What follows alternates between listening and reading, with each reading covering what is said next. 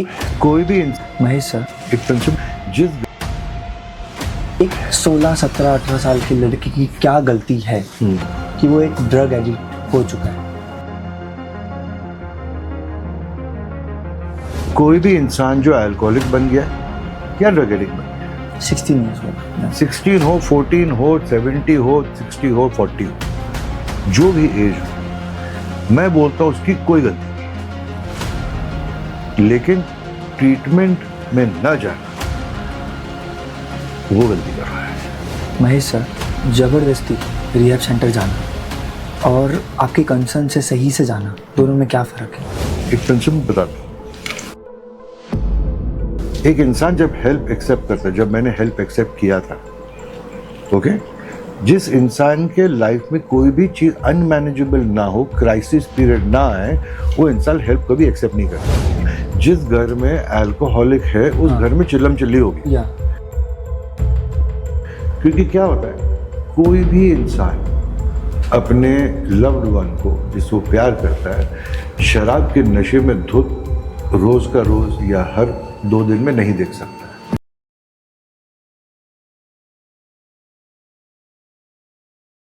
महेश रैनानी जी का स्वागत है नमस्ते जी। हमारे पॉडकास्ट में। सर, मुझे पॉडकास्ट स्टार्ट करने से पहले मैंने आपके बहुत सारे पॉडकास्ट देखे, हमारी टीम ने भी देखा है। स्टार्टिंग मुझे इससे करना है कि इफ़ एक स्टूडेंट है, एक पर्सन है, बहुत यंग एज में उसे सक्सेस मिल रही है और उसे वो अचीवमेंट्स मिल रही है जो 50 साल या 60 साल में लोग अचीव करते हैं, तो स्टार्टिंग पॉडकास्ट में आप ये बताइए ना कि वो फेस कैसा होता है? तो स्टूडेंट्स एक सक्सेस जो पा रहा है, जो लोग 50 या 60 में पाते हैं, वो लगभग 20 साल की उम्र में बोल रहे, 22 साल की, around that time you talking about, या ओके। तो आप जो सवाल पूछ रहे थे, मुझे लगा कि आप मेरी कहानी दोहरा रहे हो। तो आप, because I started working very early, बहुत यंग एज में मैंने काम करना चालू किया था, 18-19, 18-19 साल की उम्र में मैंने काम करना चालू किया था, बिजनेस करना चालू किया था, एंड बहुत ज़बरदस्त सक्सेस मिला मेरे को, सोच बड़ी ऊंची थी। तो जितने लोग रहते हैं जो यंग एज में सक्सेस पाते हैं, सबसे पहली बात उनकी सोच बड़ी ऊंची होती है, वो छोटा सोच नहीं सकते। 18 ईयर्स जब आपने स्टार्ट किया जर्नी, तो उस समय क्या सोच थी आपकी? बहुत पैसा बनाना है, दिमाग में एक ही चीज़ था, बहुत पैसा। Success is only measured by your financial income at that age. या of course. So as you mature, जैसे आप और बड़े होते हो, ज़िंदगी और देखते हो, तो फिर रियलाइज करते हो कि ठीक है, पैसा सब कुछ नहीं है, लेकिन रिस्पेक्ट, इज्जत, सेल्फ रिस्पेक्ट, ये बहुत इंपॉर्टेंट चीज़ें होती हैं। लेकिन ये चीज़ें तब ध्यान में आती है जब इंसान को काफ़ी पैसा आ गया होता है, उसके पहले नहीं आती। उसके पहले सिर्फ दिमाग में success means financial income, revenue, that's all. यही माइंडसेट होता है हर एक इंसान का। ओके, जब आपने 18 ईयर्स से बिजनेस लाइन में आए, तो आपके दिमाग में क्या चल रहा था कि सक्सेस चाहिए या फिर बिजनेस में एक बड़ा नाम बनाना है? देखो, जैसे सक्सेस आता है, पहला फाइनेंशियल इनकम बढ़ना चालू होता है, फिर नाम खुद ब खुद बन जाता है। एटलीस्ट अपने सोशल ग्रुप में नाम बनना चालू, तो मैं अभी इतना सक्सेसफुल हो गया है। पहले एक्टर बनना चाहता था, छोड़ दिया, फिर अब उसको, उसमें भी हर कॉलेज अवार्ड मैंने जीता हुआ है, तो उधर भी सक्सेस देखा था, लेकिन उधर इनकम नहीं था। लेकिन जब फाइनेंशियल इनकम चालू हुआ और मैं कॉलेज भी कर रहा था और ये बिजनेस भी कर रहा था, तो और नाम बड़ा हो जाता है, ऐसे ही नाम फैल जाता है। तो नाम बनना वहीं से चालू होता है। क्या यही एक रीजन था कि आप एक एल्कोहलिक पर्सन बन गए 28, 27 में पैसा आना स्टार्ट हो गया? इनफैक्ट मैं अल्कोहलिक जब बना, मैं 23 साल का था। मैं 23 साल की उम्र में फुल फ्लेज्ड अल्कोहलिक था। आज जब मैं अपनी ज़िंदगी, उस समय आज जब मैं अपनी ज़िंदगी देखता हूँ, बहुत पैसे कमा रहा है, तो एक नशा जैसा हो जाता है। और उस उम्र से मुझे, आज जब मैं देखता हूँ कि उस उम्र में 7-8 पैग रोज़ का पीना, यानी कि मैं किस दिशा में जा रहा हूँ, उस समय नहीं सोचा था। उस समय वो सक्सेस की कैटेगरी में आ जाता है। लेकिन आज जब मैं देखता हूँ तो शायद उस समय मुझे मदद की ज़रूरत थी, यू नो। आपने जब पीना स्टार्ट किया तो घर में आपको क्या लगता है कि उस समय आपकी थिंकिंग क्या थी, घर में क्या चल रहा है? बिकॉज आपका कहना ये है कि मैंने भी आपको बहुत सारे एग्जांपल्स दिए थे जब हमने बैक कैमरा बात किया था, तो आपने कहा था कि एक सक्सेसफुल पर्सन कि जो रियल लाइफ है उसे पता है कि कैसे चल रही है, बट लोगों को ये पता है जो उसको दिखा रहा है। ओके, तो फैमिली में आपके उस समय क्या चल रहा था? Because as a young age आप बहुत सक्सेसफुल थे, लोगों को आपके अचीवमेंट्स दिख रहे थे, बट फैमिली बैकग्राउंड में क्या चल रहा था? क्या होता है कि उस समय जब यंग एज, जब मैं लंदन में था, 18 ईयर्स का था, वीडियो लाइब्रेरी चालू किया, बहुत सक्सेसफुल हो गया। फिर 25% स्टेक किसी को बेच दिया, वो चला रहा था, मैं लंदन चला गया, वहाँ पब में काम करना चालू किया, 1.5 महीने के अंदर पब को चलाना चालू किया, तो और सक्सेस आया। फिर शराब बढ़ती रही, 7-8 पैग रोज़ का पीना चालू किया, जो पहले कभी कभार पी लेते थे, 2-3 था, उतना नहीं था। तो जब वापस मैं लंदन से आया, फिर मैं स्टॉक मार्केट ज्वाइन किया, I started a brokerage firm, और सक्सेस मिला। तो वो एक फेज ऐसा होता है कि शराब उस समय 7-8 पैग से समझो 8-10, 10-12 तक पहुंच गया है, लेकिन सिर्फ उस इंसान को जो शराब पी रहा है उसको ही, तो दुनिया वाले तो वही देखते हैं कि जिसके साथ में मैं कभी बैठा हूँ, 3-4 पैग पी रहा हूँ, किसी और के साथ 3-4 पी रहा हूँ, तो दुनिया वालों को तो अच्छा ही दिख रही है, सक्सेस दिख रहा है।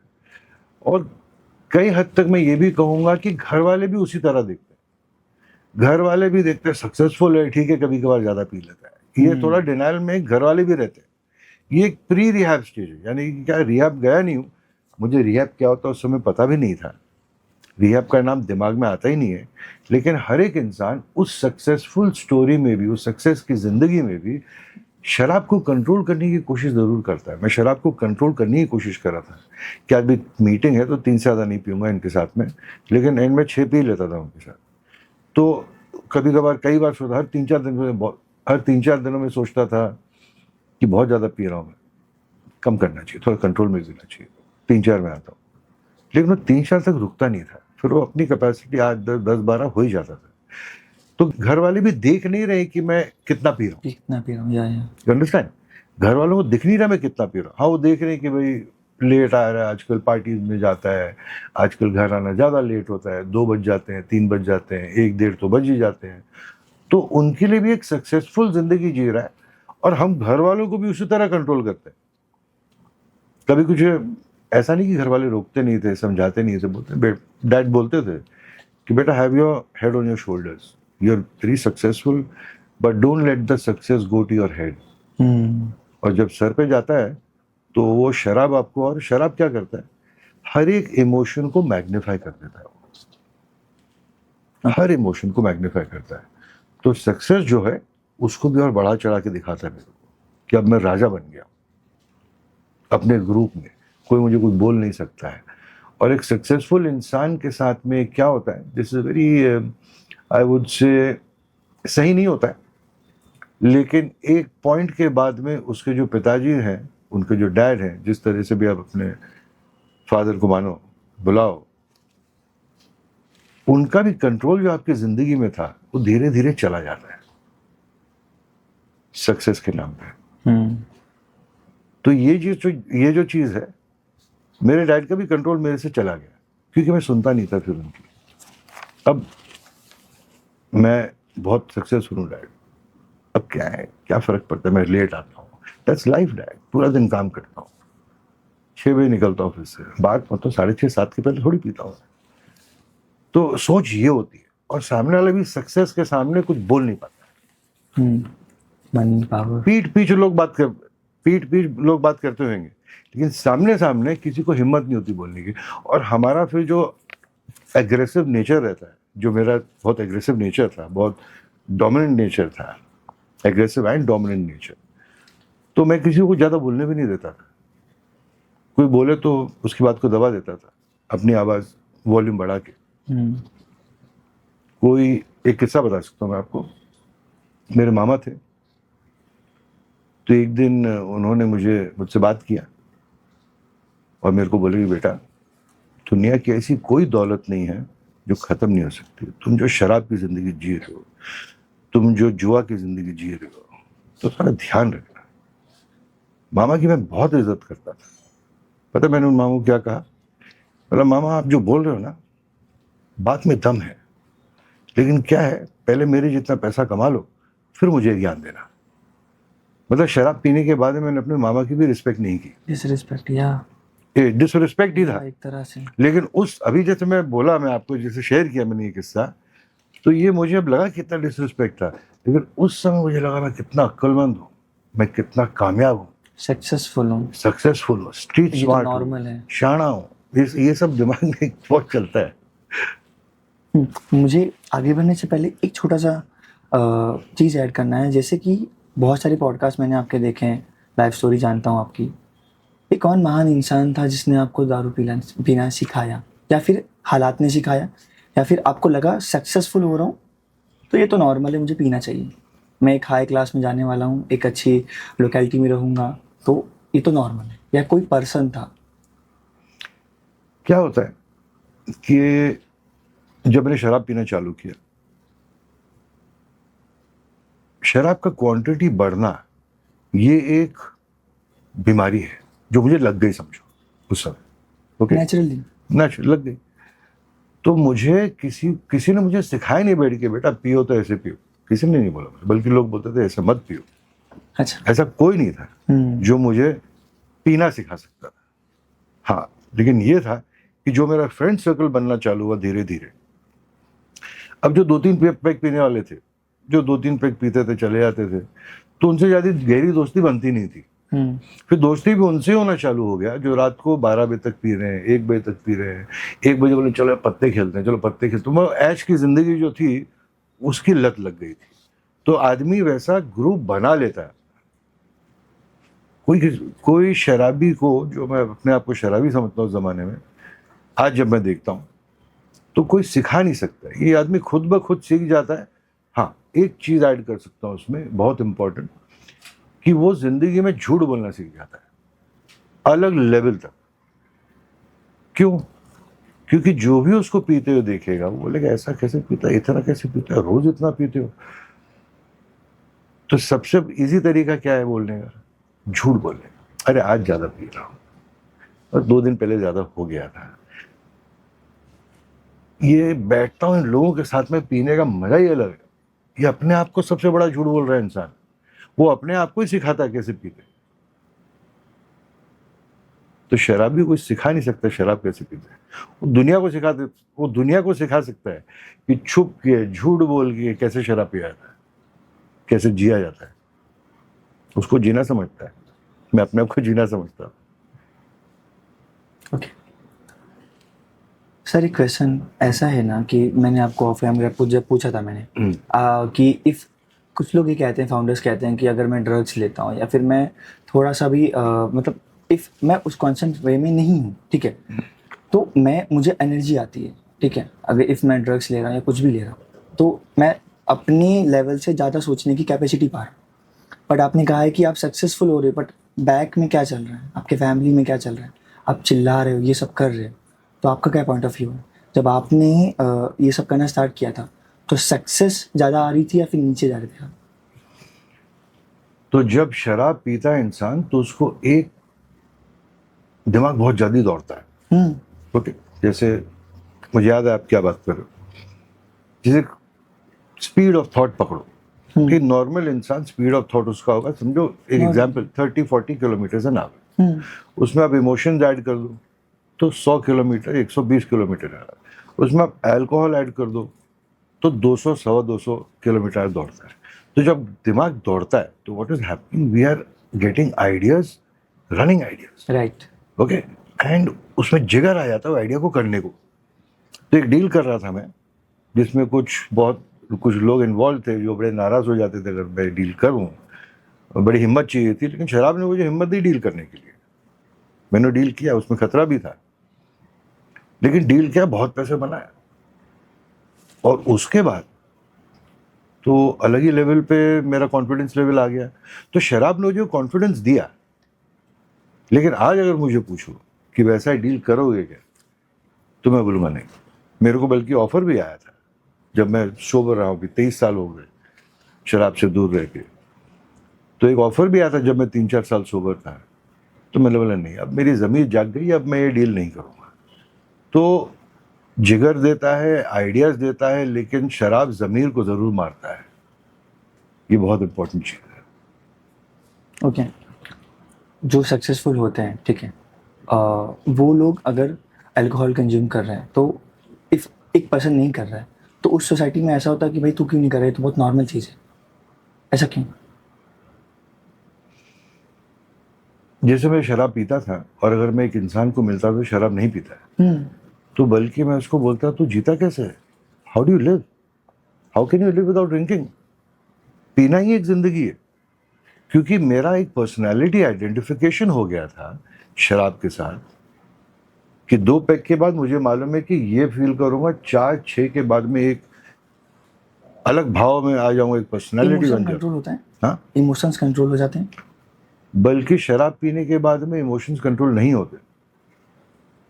अगर मुझे किसी को कोई चीज कॉन्फ्लिक्ट हो, कोई भी बात, हम बैठ के बात कर सकते हैं, लेकिन वो जब शराब पीने की आदत लग जाती, जिस तरह मुझे लगी थी, तो मैं वही चीज को सबसे गंदे तरीके से बात करूं, सबसे एग्रेसिव तरीके से बात। ड्रग्स, कोकीन, अल्कोहल हो, ड्रग्स हो, वो सेम होता है, सब सेम। हाँ।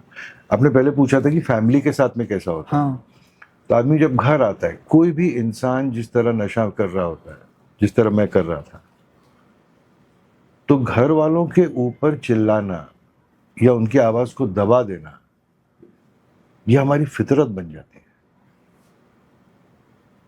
ये बहुत इंपॉर्टेंट चीज है। ये एक शराबी की फितरत बन जाती है कि वो सामने वालों की आवाज को दबा देगा, खुद की आवाज ही सुनेगा।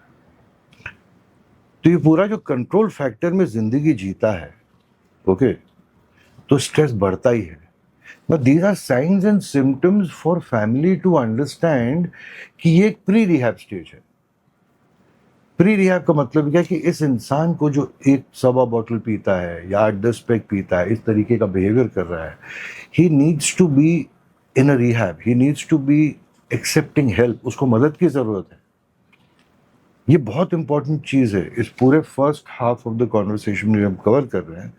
ये प्री रिहैब क्या होता है? रिहैब का नाम जो है जिंदगी में, रिहैब का जो नाम है, बॉम्बे सोसाइटी पकड़ लो या इंडियन सोसाइटी पकड़ लो, रिहैब एक स्टिग्मा बन गया है।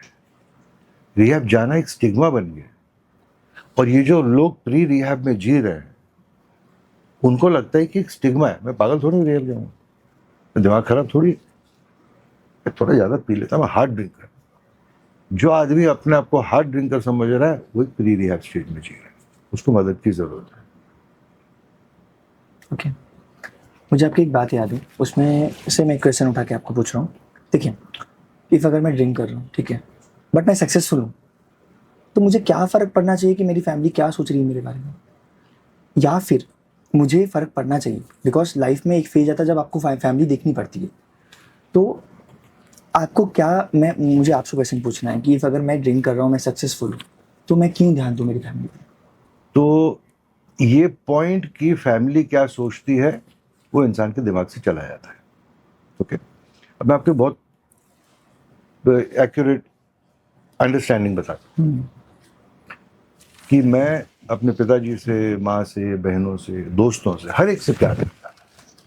We are very emotional people. Alcoholic जो होता है ना, वो बेसिकली इमोशनल लोग होते हैं, बहुत ही इमोशनली सेंसिटिव लोग होते हैं। ओके, तो ये जो इमोशनली सेंसिटिव लोग हैं, अगर मैं एक चीज़ अपने पिताजी के बारे में सोच रहा हूँ कि मैं पिताजी को कितना प्यार करता हूँ, वो कितने बड़े बैकबोन है मेरी ज़िंदगी में, ओके, लेकिन अगर मैं अपनी पुरानी ज़िंदगी को देखूँ, जब मैं शराब पी रहा था, तो मैं उस चीज़ को वैलिडेट नहीं कर पाता हूँ। प्यार है पिता के लिए, लेकिन पिताजी को देखना कि मैं ज़िंदगी भर 1-1, 1.5 बॉटल पी के आ रहा हूँ घर पे, पिताजी मुझे वो हालत में देख रहे हैं, कौन सा बाप अपने बेटे को देख सकता है वैसा? तो इनफैक्ट मुझे संजू मूवी की एक डायलॉग याद आई, जब संजय जी गुजर जाते हैं और एक लेटर पढ़ने वाला था एक सीन में, संजय दत्त पहले, और पिताजी उस रात में नहीं पढ़ पाते क्योंकि वो अटेंड नहीं कर पाता उस सीन को, और अगले सुबह मालूम पड़ता पिताजी गुजर गए। फिर वो लेटर फाड़ के जो फेंका था निकालता है, जोड़ता है उसको बोलता है कि पिताजी आप मेरे लिए यहाँ भी थे, आप मेरे लिए यहाँ भी थे, आप मेरे लिए यहाँ भी थे, मेरे लिए यहाँ भी, तो कुछ सीन था, आप मेरे लिए हर जगह थे, लेकिन मैं वो बेटा हूँ जो आपको नहीं होना चाहिए था। I was that son you should have never had, but I love you and I will prove myself to you. ये हर एक, जिसे मैं बोल रहा ना, मेरे अंदर भी एक बहुत अच्छी फीलिंग है, जैसे गूज़बम्प्स बोलते हैं, वैसा आ गया कि हर एक इंसान जो शराब मेरी तरह जो पीता था, उस प्री रिहैब स्टेज में जहाँ पे वो हेल्प को एक्सेप्ट नहीं करना चाहता है, उसको हेल्प की ज़रूरत है, हर इंसान जो पी रहा है वो इस मूवी को देख के, उस सीन को देख के 100% आइडेंटिफाई करेगा कि मैं वो इंसान नहीं हूँ जो मैं वो बेटा नहीं हूँ जो मेरे डैड को होना चाहिए था। इनफैक्ट मैं एक आगे कदम बढ़ाऊँगा कि मैं वो दोस्त भी नहीं था, कि I was not that friend also that my friend should have had. मैं वो पति नहीं था जो मेरी वाइफ को होना चाहिए था। मैं वो भाई नहीं था जो एक बहन को होना चाहिए था, सिर्फ शराब की वजह से। क्योंकि शराब मुझे वो इंसान बना दिया था जहाँ फीलिंग्स थे, लेकिन हर एक इंसान के लिए भावनाएं थी, इमोशंस थे, सेंसिटिविटी था, लेकिन उसको मैं जी नहीं पाया, बल्कि उसके ऑपोजिट दिया। उसके ऑपोजिट जिया, जिनको प्यार करता था उनको सबसे बड़ा जिंदगी का दर्द दिया होगा मैंने। इन शॉर्ट, अगर नर्क में जीना किसको कहते हैं, एक कोई भी इंसान जो मेरे तरह शराब पीता है, जो मैं से जैसे शराब पीता था वैसा अगर वो पी रहा है, तो उसके घर में एक डर का माहौल है। किसी ने बहुत अच्छे से लिखा था, fear has entered into that house, और अपनी जगह बना लिया। अब इसके बारे में और एग्जाम्पल देता हूँ।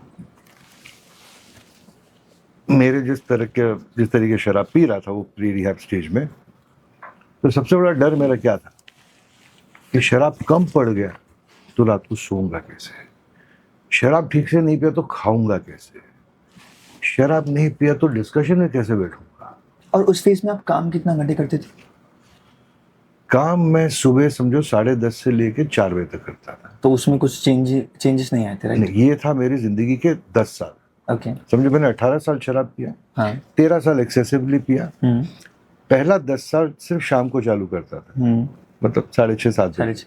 तो लास्ट 2-2.5 साल जो थे, अगर मैं जागा हूं तो मैं शराब पी रहा हूँ। उस स्टेज पे पहुंचेंगे।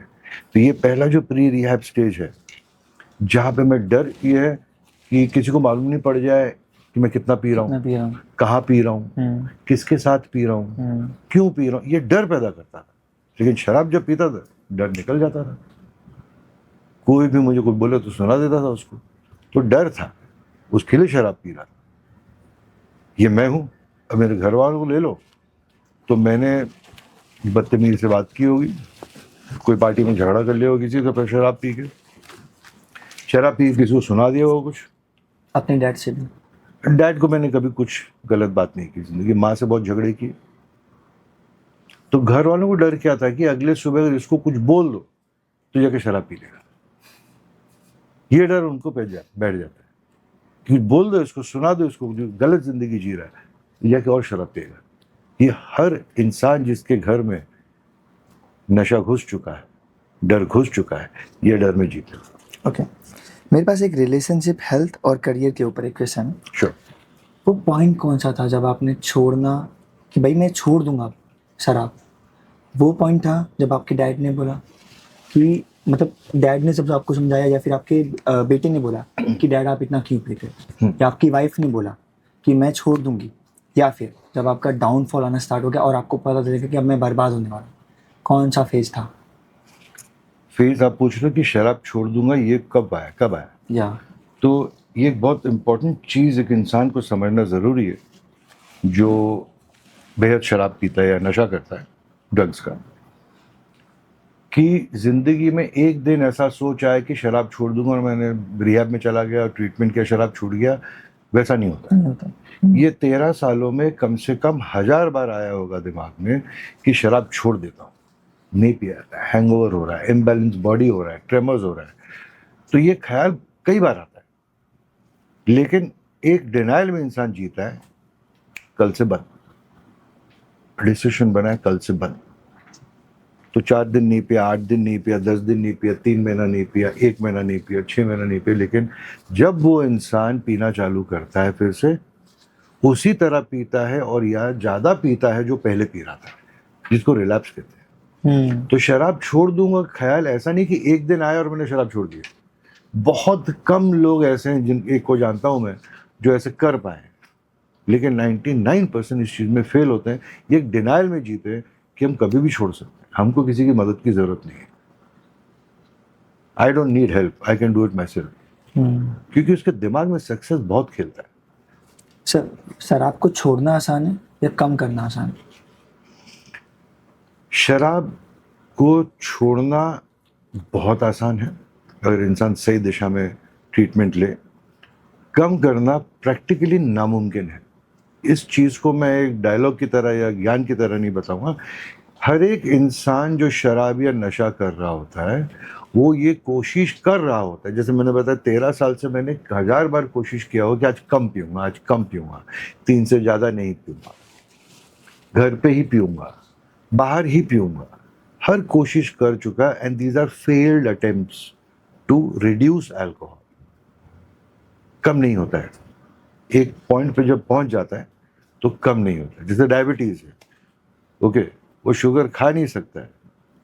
शुगर ना खाने से शुगर खाने का चाह तो नहीं चला जाता, वो तो बढ़ जाता है। तो जब वो खाता है तो बहुत ज़्यादा खा लेता है। तो उसी तरह एक शराबी जब शराब छोड़ने की कोशिश करता है या एक ड्रग्स लेने वाला इंसान ड्रग्स कम करने की कोशिश करता है, उसको टेम्पररी कभी हो सकता है कि 2-4 दिन कम किया, लेकिन फिर इन नो टाइम उस तरह पहुंच जाता है जो 1-1.5 बॉटल पीता है, 1.25 बॉटल पीता है, एक्सेसिव ड्रिंकिंग करता है, वो वहीं पे पहुंच जाता है। तो कम करना नामुमकिन है मेरे हिसाब से।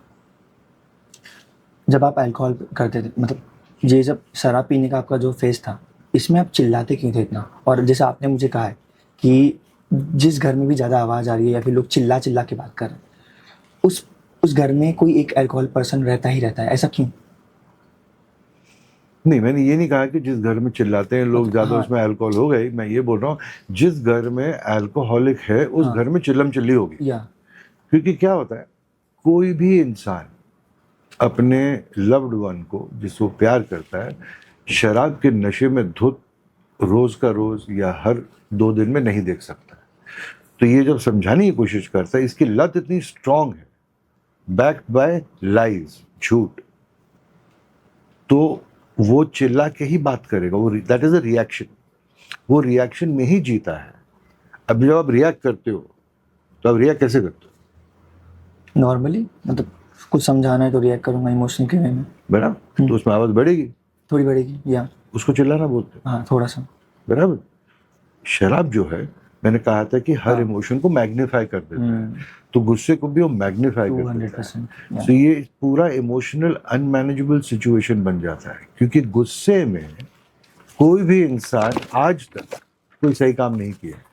गुस्से में कोई भी इंसान आज तक कुछ सही बात नहीं बोला है। फिर उसको गिल्ट होता है कि मैंने ये बोल दिया। फिर गिल्ट होएगा, सॉरी सॉरी बोलेगा। फिर सॉरी सॉरी बोलने के बाद जब वो पीने जाएगा, पीने के बाद में वापस गुस्से में आ जाएगा। तो ये एक साइकिल होता है। इस साइकिल में वो फंस जाता है। जैसे मैं आपको एक किस्सा बताता हूँ मेरी वाइफ का, कि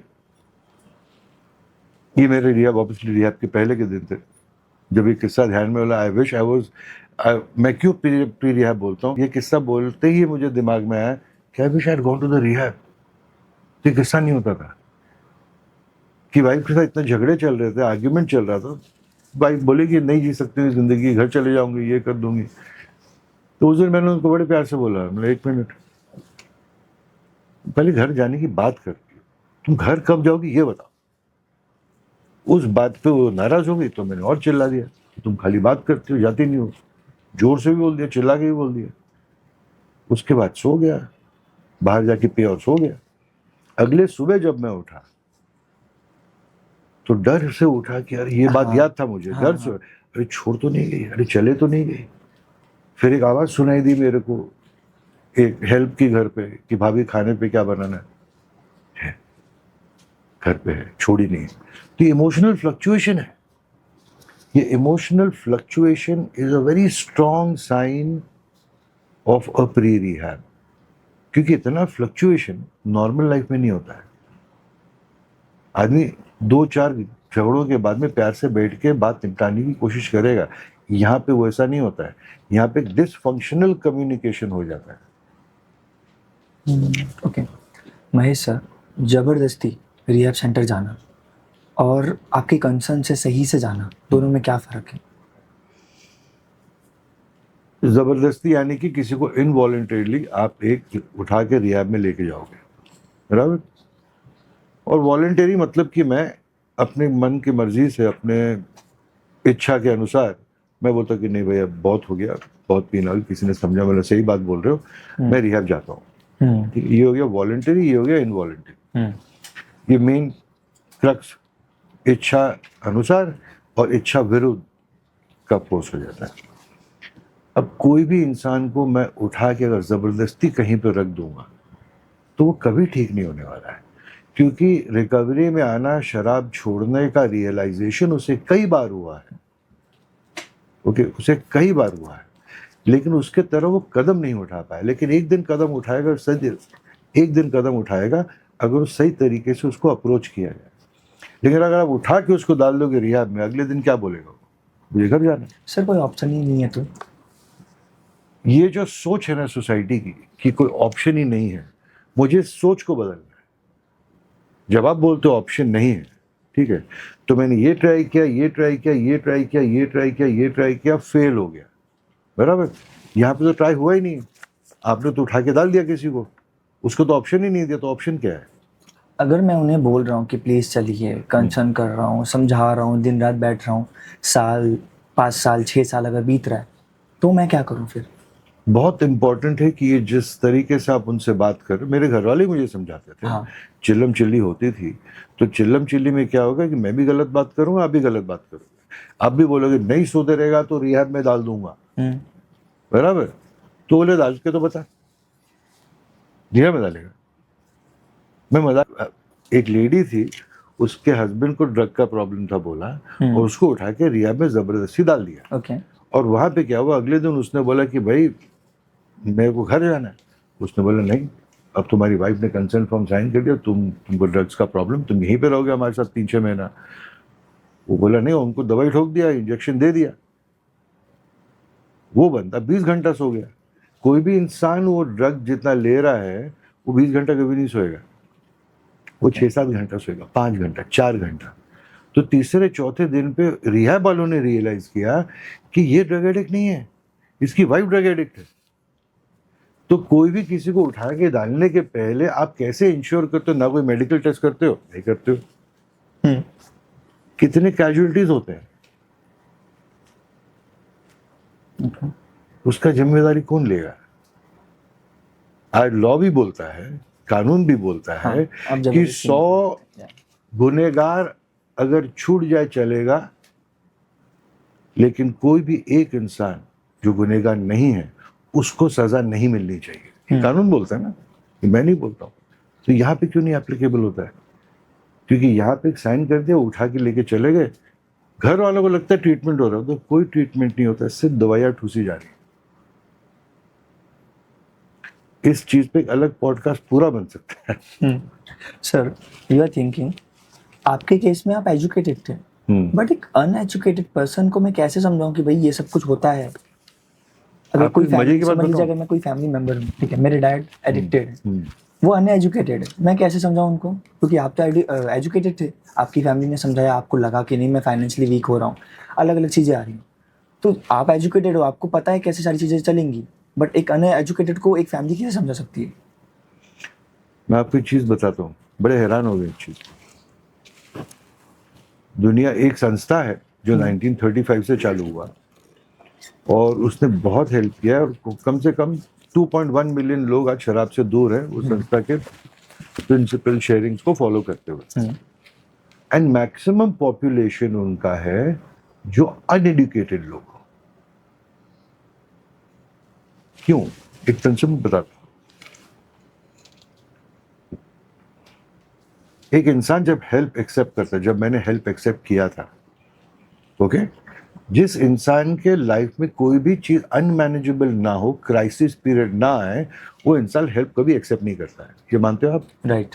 बराबर। जब तक क्राइसिस नहीं आएगा, मैंने कभी भी हेल्प एक्सेप्ट नहीं किया। बराबर। क्राइसिस दो तरीके होते हैं, मेरे को दोनों हुए थे, financial crisis, emotional crisis. Okay, बराबर। लेकिन जो गरीब इंसान है उसको तो सिर्फ फाइनेंशियल क्राइसिस की, इमोशनल क्राइसिस को मायने नहीं समझता है उस समय के लिए। लेकिन फाइनेंशियल क्राइसिस जब वो रियलाइज करता है और उससे अगर ढंग से बात किया जाए, जब वो सुबह उठता है और शराब का या ड्रग का पहला घूंट या पहला जॉइंट या जो भी नशा करता है, उसको करने के पहले अगर उसको बोला जाए कि ऐसे इंसान से बात हुई जो नशे से इतने समय से दूर है, 5 साल हो, 10 साल, ऐसे बहुत लोग हैं, बॉम्बे सिटी में भी, इंडिया में बहुत लोग हैं, बात हुई, उनका गाइडेंस लेते हैं। जैसे मेरे पिताजी को बोला गया था और मुझे जब सुबह उठ के पिताजी ने बोला, मेरा ठीक है चल कोई मिल लेता हूँ। तो ये अनएडुकेटेड लोग थे, ये जल्दी बात को समझते हैं, बहुत पढ़ लिख चुके हैं, वो लोग इंटेलेक्चुअलाइज करते हैं, वो ट्रीटमेंट को इंटेलेक्चुअलाइज करते हैं। तो सक्सेस तो वहां पे ज्यादा है। मैंने भी जिंदगी में जो खुशी पाई और शराब से दूर एक जिंदगी है, वो इंसान फाइनेंशियल वर्ल्ड में उतना ज्यादा कामयाब नहीं था, यानी कि बल्कि बिल्कुल कामयाब नहीं था। लेकिन उससे मैंने सीखा कि ठीक है, जिंदगी जीने का हर जरिया है, मेरे पास ये नहीं है, ये मैंने उनसे सीखा। ठीक है सर, एक अमीर इंसान पीना इसलिए स्टार्ट करता है बिकॉज पैसा आ रहा है, नाम बन रहा है, फैमिली अच्छे से सपोर्ट कर रही है, कुछ भी करो आप लाइफ में, इमोशनली इतना वीक हो जाता है कि वो गांजा, टैबैको, सिगरेट, दारू ये पीना स्टार्ट करता है। तो कहीं ना कहीं ये रीज़न है कि फैमिली भी एक रीज़न है दारू पीने का। मैं ये नहीं मानता कि फैमिली कहीं भी रीजन है पीने का। पीने वाला फैमिली को रीजन बना देता है।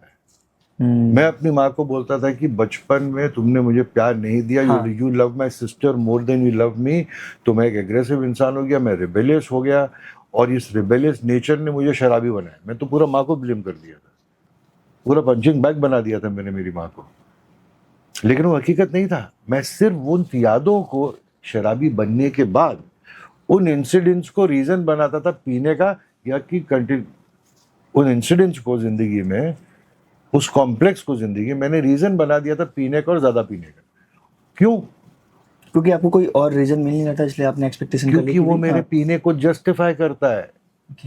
पिताजी ने डांट दिया, थप्पड़ मार दिया, मैं बेवड़ा बन गया, दुनिया ये सोचती है। हाँ। ऐसा होता नहीं है।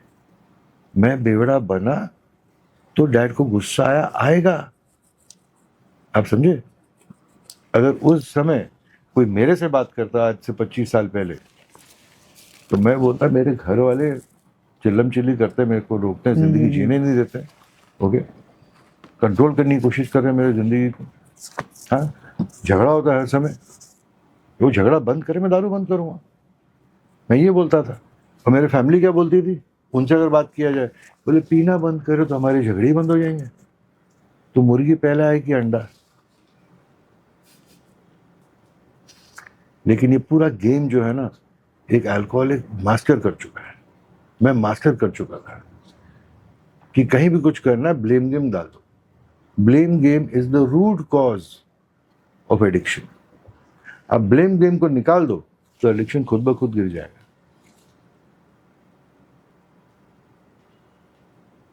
ये सिर्फ अल्कोहलिक ड्रग एडिक्ट नहीं करता है, ये दुनिया में हर एक इंसान करता है। लेकिन अल्कोहलिक जो है ना, वो उस हद तक करता है जो इंसान सोच नहीं सकता है। तो एक गरीब इंसान अगर ये एक अपने जो करंट सिचुएशन से हटने के लिए अगर दारू पी रहा है, तो ये पूरा ब्लेम उसके ऊपर ही, बिकॉज उसने उसको चॉइस किया। एक किस्सा और याद है, मैं शेयर करता हूँ आपके साथ। ये रिहाब पे जाने के पहले, ओके, मैं रात को लेट आया 2-2:30 बजे। मेरा बेटा माँ के साथ सोया हुआ था, 5 साल का था। जैसे मैंने दरवाजा खटखटाया बेडरूम का, तो मुझे मेरे बेटे की आवाज सुनाई दी कि मॉम गेट अप, उठो, let's go and sleep in the bed. माँ उठो, गेस्ट रूम में चल के सोते हैं, dad is back and he is drunk. ये मुझे सुनाई दी। मुझे बहुत दुख हुआ, बहुत दुख हो कि मेरा बेटा ऐसा सोचता है।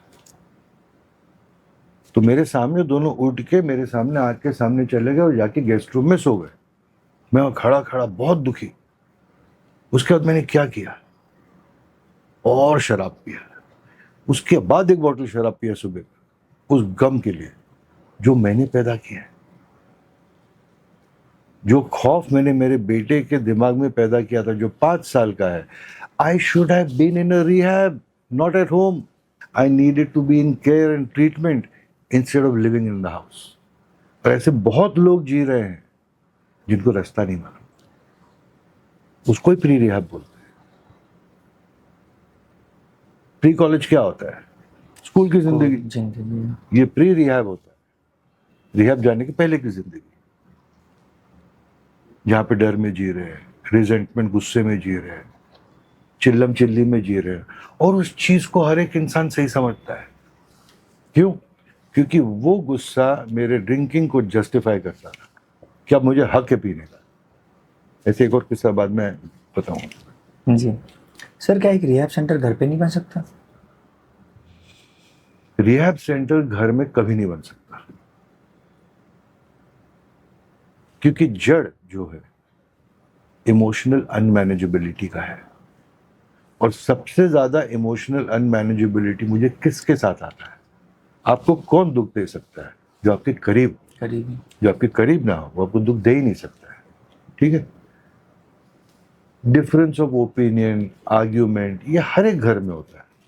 लेकिन जिस घर में शराब या ड्रग्स का माहौल, शराबी हो या ड्रग एडिक्ट हो, तो उसी घर में उसको डिफरेंसेस हर एक के साथ में है.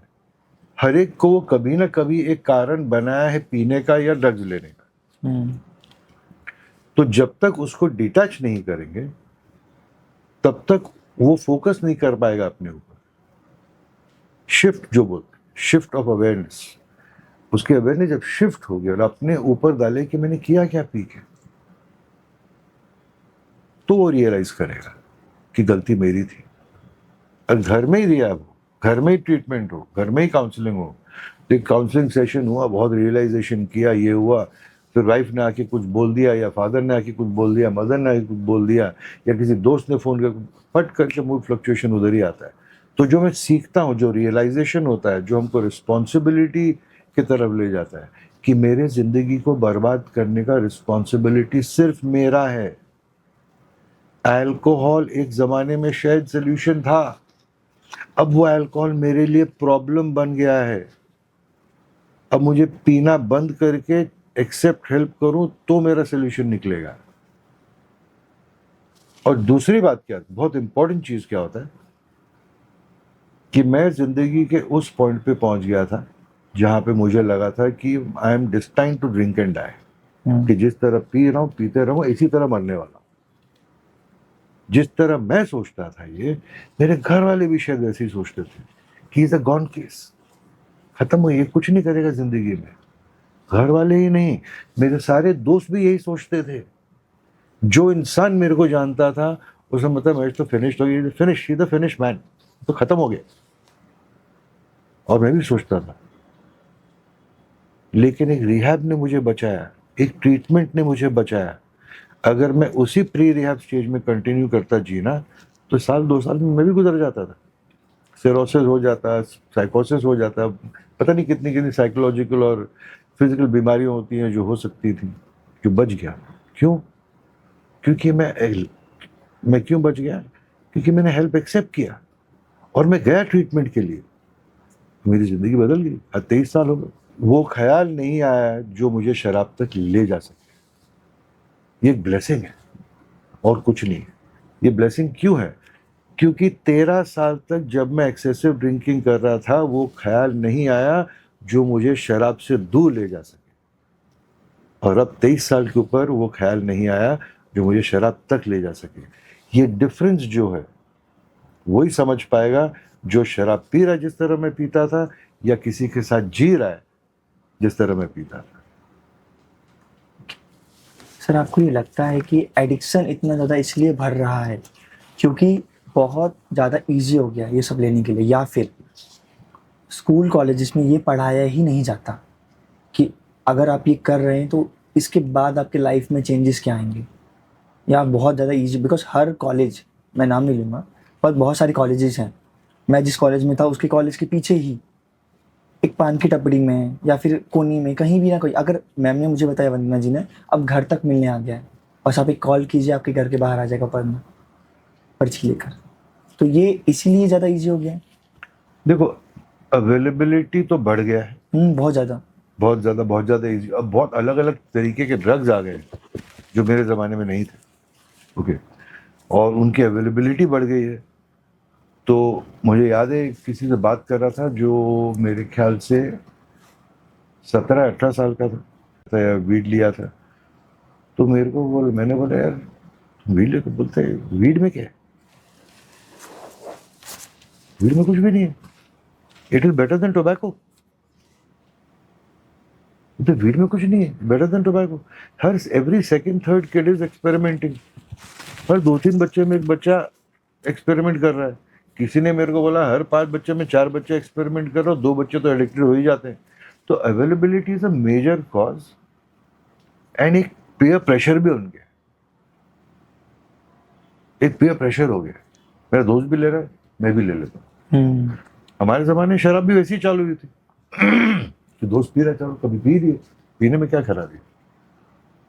मैं ये नहीं बोलता पीने में कुछ खराबी है, लेकिन मेरे जैसे पीने, जिस तरह मैं पीता था वो खराब था, वो गलत था, वो एडिक्शन था। ओके सर, आपने एक इंसिडेंट बताया था कि इफ़ एक पर्सन को आप ज़बरदस्ती रिहैबिलिटेशन सेंटर लेकर जा रहे हैं तो वो पर्सन बहुत कम चांसेस है वो चेंज होगा, और जो अपने आप जा रहा है, ठीक है, कंसर्न के साथ, तो उसके चांसेस है वो जल्दी से ठीक हो जाएगा, ठीक है। साइकोलॉजी आप कैसे बता सकते हैं इसको? समझा नहीं, साइकोलॉजी कैसे बता सकते हैं? साइकोलॉजिक मतलब इन द सेंस, क्या ये आपके ऊपर है कि आपको ठीक होना है, बिकॉज आपका चॉइस था कि आपने दारू को चॉइस किया, तो आपका ही चॉइस होगा कि आप उसको ठीक करोगे। तो जो रिहैबिलिटेशन सेंटर है, रिहैबिलिटेट सेंटर, ये क्या भूमिका निभाता है अपनी? वो एक फाउंडेशन का भूमिका निभाता है, क्योंकि हर रिहैब के पीछे एक मॉड्यूल है, जिस मॉड्यूल पे वो रिहैब चलता है। Okay, so let us understand the module quickly. Okay, एक इंसान जो हमारे पास ट्रीटमेंट के लिए आता है, वो एक फ्री माहौल में जीता है, वो खुद के मर्जी से आता है। ऐसे भी लोग हैं जो 2 घंटे में अग्री के एडमिशन के लिए और एडमिशन लिए हैं, और ऐसे भी लोग हैं जिन्होंने 2 महीना लिया होगा पहले मीटिंग से, लेकिन जब आए तो खुद की मर्जी से आए। सिंपल। जब वो आते हैं तो मॉड्यूल क्या है कि आपको जब चाहिए आप सोइए, जब चाहिए आप जागोगे, जब चाहिए आप सोइए, जब चाहिए आप जागोगे। यूजुअली कोई भी 7 घंटे के ऊपर नहीं सोता है। तो जब वो जागता है, दिन में 5.5-6 घंटे का थेरेप्यूटिक टाइम होता है, जिसमें आपस में शेयरिंग हो गई। ओके, इम्प्रॉम्प्टू शेयरिंग बोलते हैं उसको। फिर हमारे एक राजन भैया, उनके साथ में एक सेशन है, वो बहुत इंटेंस सेशन होता है। ओके, 1-1.5 घंटा वो चलता है। फिर आप 1.5-2 घंटा मेडिटेशन कर रहे हो। ओके, 25 मिनट, 45 मिनट, आधा घंटा, ऐसा 2-3-3-4 मेडिटेशन कर रहे हो। फिर आप जी रहे हो, साथ में पूल खेल रहे हो, मूवीज देख रहे हैं हम साथ में, एक नॉर्मल जिंदगी जी रहे हो, सिर्फ नशा बाहर निकल गया। अब ये ट्रीटमेंट, ये एक मॉड्यूल बनता है, ये मॉड्यूल में ये चीज़ें होती हैं। आप कुछ पढ़ोगे, आप राइटिंग असाइनमेंट्स करोगे, रीडिंग असाइनमेंट्स करोगे, वीडियो मूवी देखते देखते हमारी आपस में इम्प्रॉम्प्टू शेयरिंग हो जाती है। Sharing is the foundation of communication and recovery. ये हो गया एक इंसान जो खुद की मर्जी से जाता है और ये सब जी रहा है। मेडिसिन रोल जो है, मेडिसिन का जो रोल है बहुत छोटा रहता है, कि जब भी इंसान कोई ड्रग या अल्कोहल छोड़ेगा, क्योंकि जो एडिक्टेड हो, तो उसका बॉडी एंड माइंड विड्रॉल में जाएगा। तो विड्रॉल को टेपर ऑफ करने के लिए उसको दवाइयाँ दी जाती है, 4-5 दिन, 10 दिन मैक्स, उससे ज़्यादा नहीं। जो इंसान हमारे साथ में 3-4 महीना रहता है। ओके, ये हो गया वॉलंटरी 100%। हम कभी भी उठा के किसी को ज़बरदस्ती नहीं लेके जाते, इच्छा विरुद्ध नहीं रखते। अब आ जाओ इस स्ट्रीम को, जो इंडिया में है 99% ऑफ द रिहैब्स उठा के जबरदस्ती लेके जाएंगे। इंसान जब उठेगा तो क्या करेंगे, या तो उसको बांध देंगे, या तो उसको इंजेक्ट कर देंगे, या उसको दवाई लेके ढेर कर देंगे। इंटायर स्टेज जब तक वो वहां पे रह रहा है, 2 महीना हो, 3 महीना हो, 6 महीना हो, जबरदस्ती रह रहा है, अपने इच्छा विरुद्ध रह रहा है, और दवाइयां ठूसी जा रही हैं जो उसको काइंड ऑफ सेडेटिव रखता है, सेडेट करके रखता है। उसमें ट्रीटमेंट क्या होगा? उसमें ट्रीटमेंट होगा ही नहीं, क्योंकि इंसान जो सीखेगा उसको रिटेन ही नहीं कर पाएगा, वो दवाइयाँ इतनी भारी होती हैं। तो जबरदस्ती के मामले में ट्रीटमेंट नहीं होने वाला है। फैमिली को लगे कि ट्रीटमेंट हो रहा है, बराबर। एक एग्जाम्पल मैं आपको पूछता हूँ, कल आपको घर से उठाया जाए, ताज होटल में रखा जाए स्वीट में, 2 अनजान लोग आए और आपको बोला आज के बाद आप यहाँ से निकलोगे नहीं 3 महीने के लिए, हम 2 आपके साथ में रहेंगे और आपको भगवत गीता का पाठ सिखाएंगे। श्रद्धा आएगी क्या आप में? नहीं। वो एक अल्कोहलिक है, वो एक ड्रग एडिक्ट है, वो एक बीमार इंसान है। It is a disease. एक बीमार इंसान को आप जबरदस्ती रख के बोलोगे कि यहाँ पे रहो, आदमी तो हॉस्पिटल में भी नहीं रहना चाहता है। राइट। और आपने शायद कभी देखा नहीं है कि अंदर से ये माहौल कैसा है रिहैब का, जाके देखिए, आपको देखने भी नहीं देंगे। आप कभी गए? गया हूँ। तो कुछ बता सकते हैं, थोड़ा बड़ा भी? नाम नहीं लूंगा, हाँ। लेकिन वहां पे मैं जब उनको खाना खाते देखा, जब वो खाना खाने आ रहे थे, ओके, तो हर एक इंसान के अंदर इतनी दवाइयां ठूसी गई थी कि आपने मूवी देखा होगा, कौन सा गो गोवा गॉन था, what was that, sorry, go Goa gone movie था ना, देखा आपने? ज़ॉम्बी लोग कैसे चल के आ रहे हैं, वो वैसे चल के आ रहे थे, खाली लहूलुहान नहीं थे, ऐसे पड़े हुए। जिन लोगों ने किसी को, इंसान को, अपने लव्ड वन को ऐसे कोई रिहैब में रखा हो, तो उनको बगैर कॉल किया पहुंच जाओ और बोलो मेरे को इसको मिलना है जिसको मैंने रखा है अभी का अभी, आपको मिलने ही नहीं देंगे। ये है रिहैब इनवॉलंटरी। क्या तरक्की होगी इसमें, क्या बरकत होगी, जबरदस्त। आज अगर आप माहौल देखो दुनिया का, ले लो, हर एक बच्चा जो 20 साल की उम्र तक आता है, एक एहसास के साथ में जीता है कि मुझे अपनी जिंदगी खुद के हिसाब से जीनी है। और किन के अगेंस्ट सोच आती है? खुद के घर वालों के अगेंस्ट सोच आती है। लेकिन हर एक इंसान 20 साल की उम्र में कभी ना कभी सोचता है, I wish my father had done this, I wish my mother had done this, तो मेरी जिंदगी कितनी ईजी होती थी, अब मुझे अपनी जिंदगी जीनी है, अपने हिसाब से जियो। ये इंसान 8 साल की उम्र में भी सोचता है। ये बच्चा 8 साल की उम्र में भी सोचता है, 20 साल की उम्र में उसको हिम्मत आती है उसके तरफ कदम उठाने की। एंड कट टू स्ट्रीप चले जाओ, जब फाइनेंशियल सक्सेस आता है तो फैमिली भी कुछ नहीं बोल सकती। तो हमको लगता है कि हमने अपनी, तो मेरे जैसा अगर मैं समराइज करूं इस चीज को, उस प्री रिहैब स्टेज को मैं समराइज करूं कि मैंने, लोग कामयाबी अचीव करते हैं, मैंने अपनी बर्बादी अचीव की थी शराब पी के। सुपर सर, आपने कहा है किसी को 2 घंटा लगता है, किसी को 2 महीने लगते हैं, तो ये प्रोसेस क्या है? आप कैसे जाकर मिलते हैं और क्या बात करते हैं कि एक पर्सन रेडी होता है? आज समझिए 21 साल से मैंने ऐसे 500 लोगों को कन्विंस किया होगा ओके। ट्रीटमेंट एक्सेप्ट करने के लिए। तो अपना ही एग्जाम्पल देता हूँ, जब पहली बार मैं गया एक इंसान को मिला और उसने मुझे बताया कि शराब पी के वो क्या इंसान क्या बन जाता है, तो मैं आइडेंटिफाई कर पाया कि बस मेरे साथ भी ऐसा हालत होता है। मैं भी पी के झगड़ा कर लेता हूँ, मैं भी पी के बेवकूफ़ी का रो देता हूँ, दोनों एक्सट्रीम है। ओके, तो जब मैं लोगों के साथ शेयर करता हूँ कि शराब पी के मैं किस तरीके का इंसान बन जाता हूँ जो मैं नहीं हूँ, वो रियलाइज होता है जब हम ट्रीटमेंट में होते हैं, जब हम ट्रीटमेंट में होते तब वो रियलाइजेशन होता है। लेकिन उस समय, उस मीटिंग में मैं एक चीज जरूर शेयर करता हूं कि 13 साल मैं आंख खोलता था with not a good feeling about my self. अपने बारे में मुझे अच्छा ख्याल नहीं आता था, ख्याल ही आता था मैंने ऐसा क्यों किया, क्यों पिया, शराब नहीं पीता तो ऐसा नहीं होता, शराब नहीं पीता तो वैसा नहीं होता, वो झगड़ा नहीं होता था, ये सब रिग्रेट वाला फीलिंग के साथ में मैं आंख खोलता था। आज 23 साल हो गए, I opened my eyes with a good feeling about myself of not wanting to drink. और वो ख्याल, not wanting to drink का भी ख्याल, ड्रिंक का ख्याल ही नहीं आता है। And a good, more important, एक अच्छे फीलिंग के साथ, a good feeling about my self में उठता हूँ।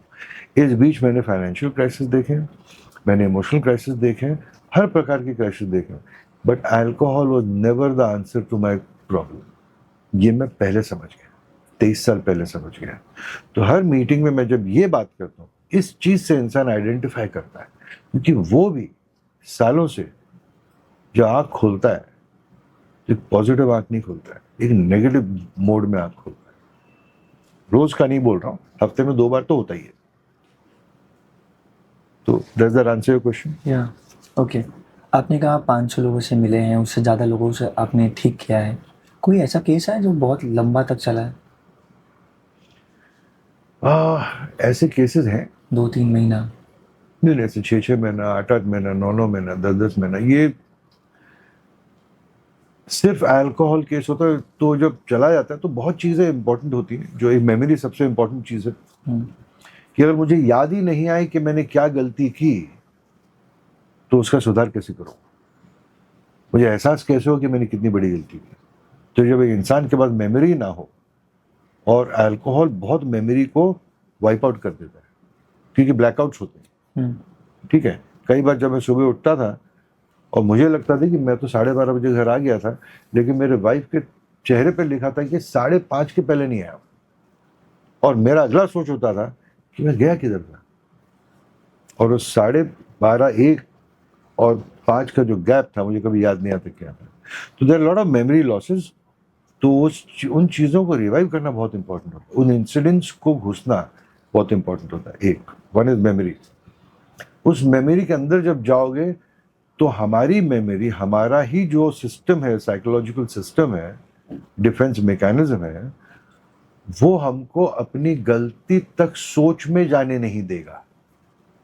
क्योंकि अगर मैं सोच में अपनी गलती तक पहुंच गया तो मुझे अपोलोजाइज करना पड़ेगा, रियलाइज करना पड़ेगा, और वो गलती बंद करना पड़ेगा। ये एडिक्शन में एक साइकोलॉजिकल बैरियर बन जाता है। तो उस बैरियर को तोड़ना बहुत इंपॉर्टेंट होता है, और टूटता है वो। हर एक इंसान जो ट्रीटमेंट में होता है वो समझ जाता है कि अगर मुझे अपनी गलतियों का एहसास नहीं होगा तो मैं सुधर नहीं पाऊंगा। ये कॉन्शियसली और सबकॉन्शियसली हर एक इंसान रियलाइज करता है। मेरे केस में बहुत लकी था मैं। हेल्प एक्सेप्ट करके जब मैं गया तो पहले हफ्ता, 10 दिन, 2 हफ्ता मेरा एग्रेसिवनेस चालू था, लेकिन धीरे धीरे वो टूटा। आप वहाँ पे चिल्लाते थे? कहाँ पे? जब आप रिहेबिलिटेशन सेंटर में? अल्कोहलिक सिर्फ पीने के बाद चिल्लाता है। शराब न पिया हो तो is cool as a cucumber, एकदम शांत इंसान है। वो अलग इंसान है, पहचानोगे भी नहीं उसको। शराब इंसान को क्या से क्या बना देता है। Okay sir, one of the best question, because आप स्टूडेंट भी रहे हैं और आप टीचर भी रहे हैं, मतलब आपने वो चीज़ फेस भी की है, और अब आप लोगों को बता रहे हैं कि कैसे निकलना है। तो द जर्नी ऑफ रिकवरी मैं पूछना चाहता हूँ आपको, जब कोई रिहैब सेंटर जाता है, ठीक है, डिटॉक्सिफिकेशन प्रोसेस स्टार्ट होता है, तो उसकी बॉडी क्या सफ़र करती है? क्योंकि आपने दोनों फेज देखा है। एक क्या होता है, जब शराब बंद होता है या ड्रग्स बंद होता है, तो इंसान पहले शराब के हिसाब से समझते हैं, वो सब कॉमन होता है। शराब पीने वाला इंसान जिस तरह मैं पीता था, उस स्टेज में जब मैं रिहैब में नहीं था, मैं एक प्री रिहैब स्टेज जी रहा था 13 सालों के। ओके, तो मैंने रियलाइज किया कि मैं कभी सोया ही नहीं। अगर मैं 8 घंटे सो रहा हूं तो I have not slept, I have passed out. मैं ढेर हो गया।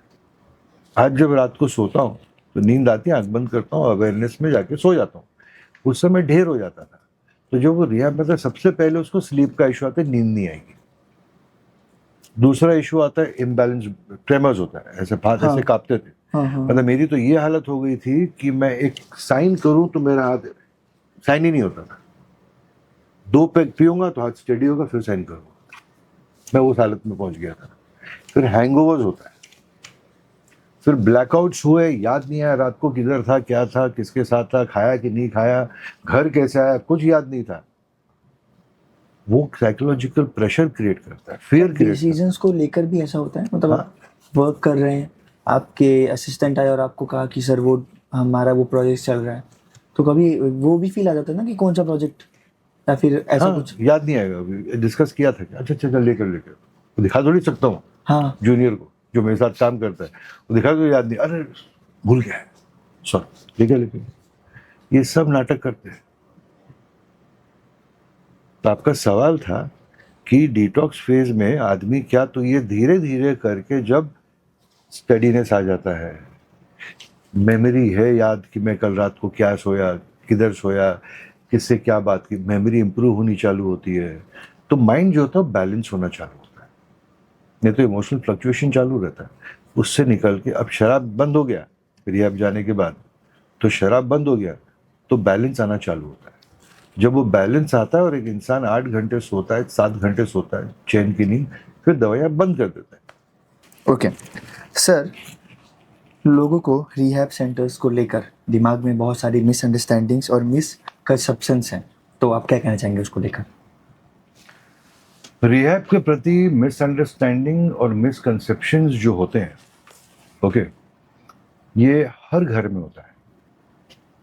लेकिन एक घर जो फाइनेंशियली बहुत कामयाब हो उसमें बहुत ज्यादा होता है।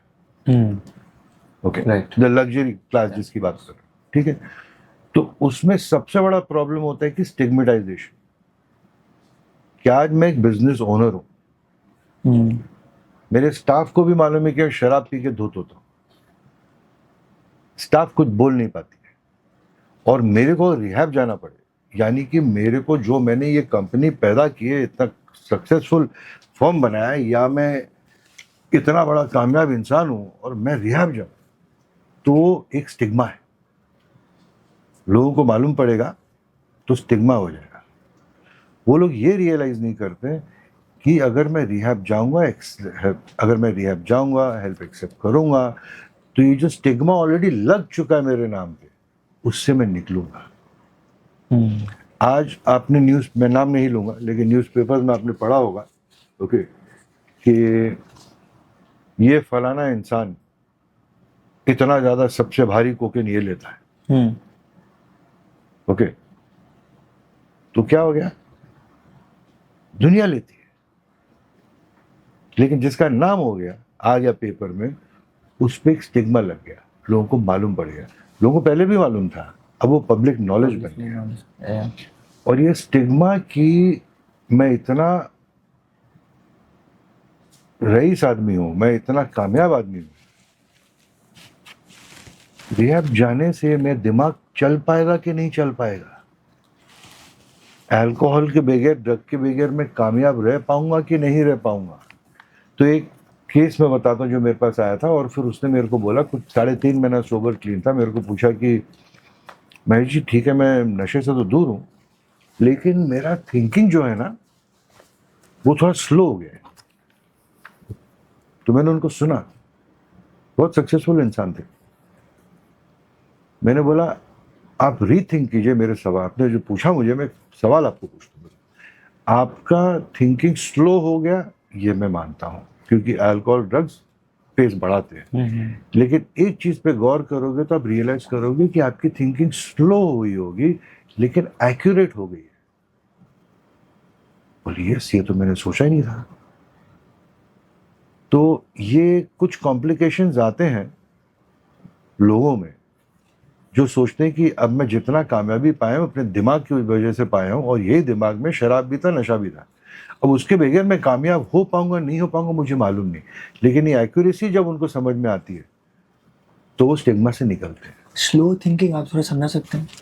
क्या कोई भी काम कर रहा हूँ तो मैं बहुत सोच समझ के कर रहा हूँ, टाइम लगे कर रहा हूँ? नहीं, वो नहीं, ठक ठक ठक ठक आइडियाज जो आते हैं नशे में। एक आइडिया आएगा जो पहले समझो एक 60 सेकंड में 4 आइडिया है, तो अब 60 सेकंड में 2 आइडिया आएगा, लेकिन आप एक्यूरेसी के साथ में उसके अंदर जाओगे। दूसरा पॉइंट बहुत इंपॉर्टेंट है, जो एक्चुअली मे बी स्टिग्मा से ज़्यादा इंपॉर्टेंट है, कि इतना सक्सेसफुल होने के बावजूद मैं अल्कोहल पे डिपेंडेंट हूं, एक दिन इस अल्कोहल के ऊपर भी काबू पाऊंगा, और वो काबू कभी नहीं आता है। मैं दुनिया भर के बिजनेस करके सक्सेसफुल बना हूं, लेकिन एक शराब मुझे नीचे ले जा सकता है। ये एहसास जब इंसान को आता है तब वो समझता है कि मुझे ट्रीटमेंट की जरूरत है। ओके तो to sum it up, it is very important for a person to understand that my success will grow more without alcohol or drugs, because my thinking will become more accurate. That is very important to understand. Okay. और वो तजुर्बे से ही आता है। Okay so अगर हमारी कोई audience, कोई फैमिली में ऐसा है कि जो ड्रग एडिक्ट है या फिर दारू पी रहा है, तो क्या लगता है आपको एक फैमिली मेम्बर कैसे चुने एक अच्छा रिहैब सेंटर? बिकॉज बहुत सारी रिहैब सेंटर्स का 90% रिहैब सेंटर्स अपना प्रोसेस पूरा नहीं दिखाते। तो अगर किसी अच्छे ट्रस्टेबल रिहैब सेंटर को चुनना है तो क्या क्या पॉइंट्स है जो उसे ध्यान रखने हैं? सबसे इम्पोर्टेंट चीज है कि 100% वॉलंटरी हो, यानी कि वो रिहैब एक भी इंसान को इनवॉलंटरीली ना रखे, यानी कि इच्छा विरुद्ध ना रखे। वो सबसे पहला इंपॉर्टेंट चीज होता है। दूसरा होता है कि वो मेडिकल प्रोग्राम नहीं होना चाहिए। ओके डिटॉक्स का मेडिसिन आएगा, वो एक फेज में आएगा 5-7 दिन के लिए, 10 दिन सबसे ज़्यादा। हमने ज़िंदगी में हार्डकोर कोकेन केस को भी 2 हफ्ते से ऊपर मेडिकेशन नहीं दिया होगा। ठीक है, तो वॉलंटरी होना चाहिए 100%, नॉन मेडिकल होना चाहिए, यानी कि दवाई डिटॉक्स के अलावा दिया नहीं जाना चाहिए। प्लस उनके मॉड्यूल में कितना सेंस ऑफ फ्रीडम इन्वॉल्व है वो बहुत इंपॉर्टेंट है। कैसा फ्रीडम? कि मैं रिहैब में हूँ, मैं ये चीज समझता हूँ ओके कि ये जो लग्जरी सेगमेंट है, ओके, उनको आप कंट्रोल नहीं कर सकते। हाँ ऑफ कोर्स। ठीक है, तो उनको बंदिश में मत डालिए कि इस समय ये करना है, इस समय ये करना है। रेजिमेंटेड रूल मत बनाइए उनके। तो सर वो चेंज कैसे होंगे? हाँ, चेंज कैसे होंगे फिर?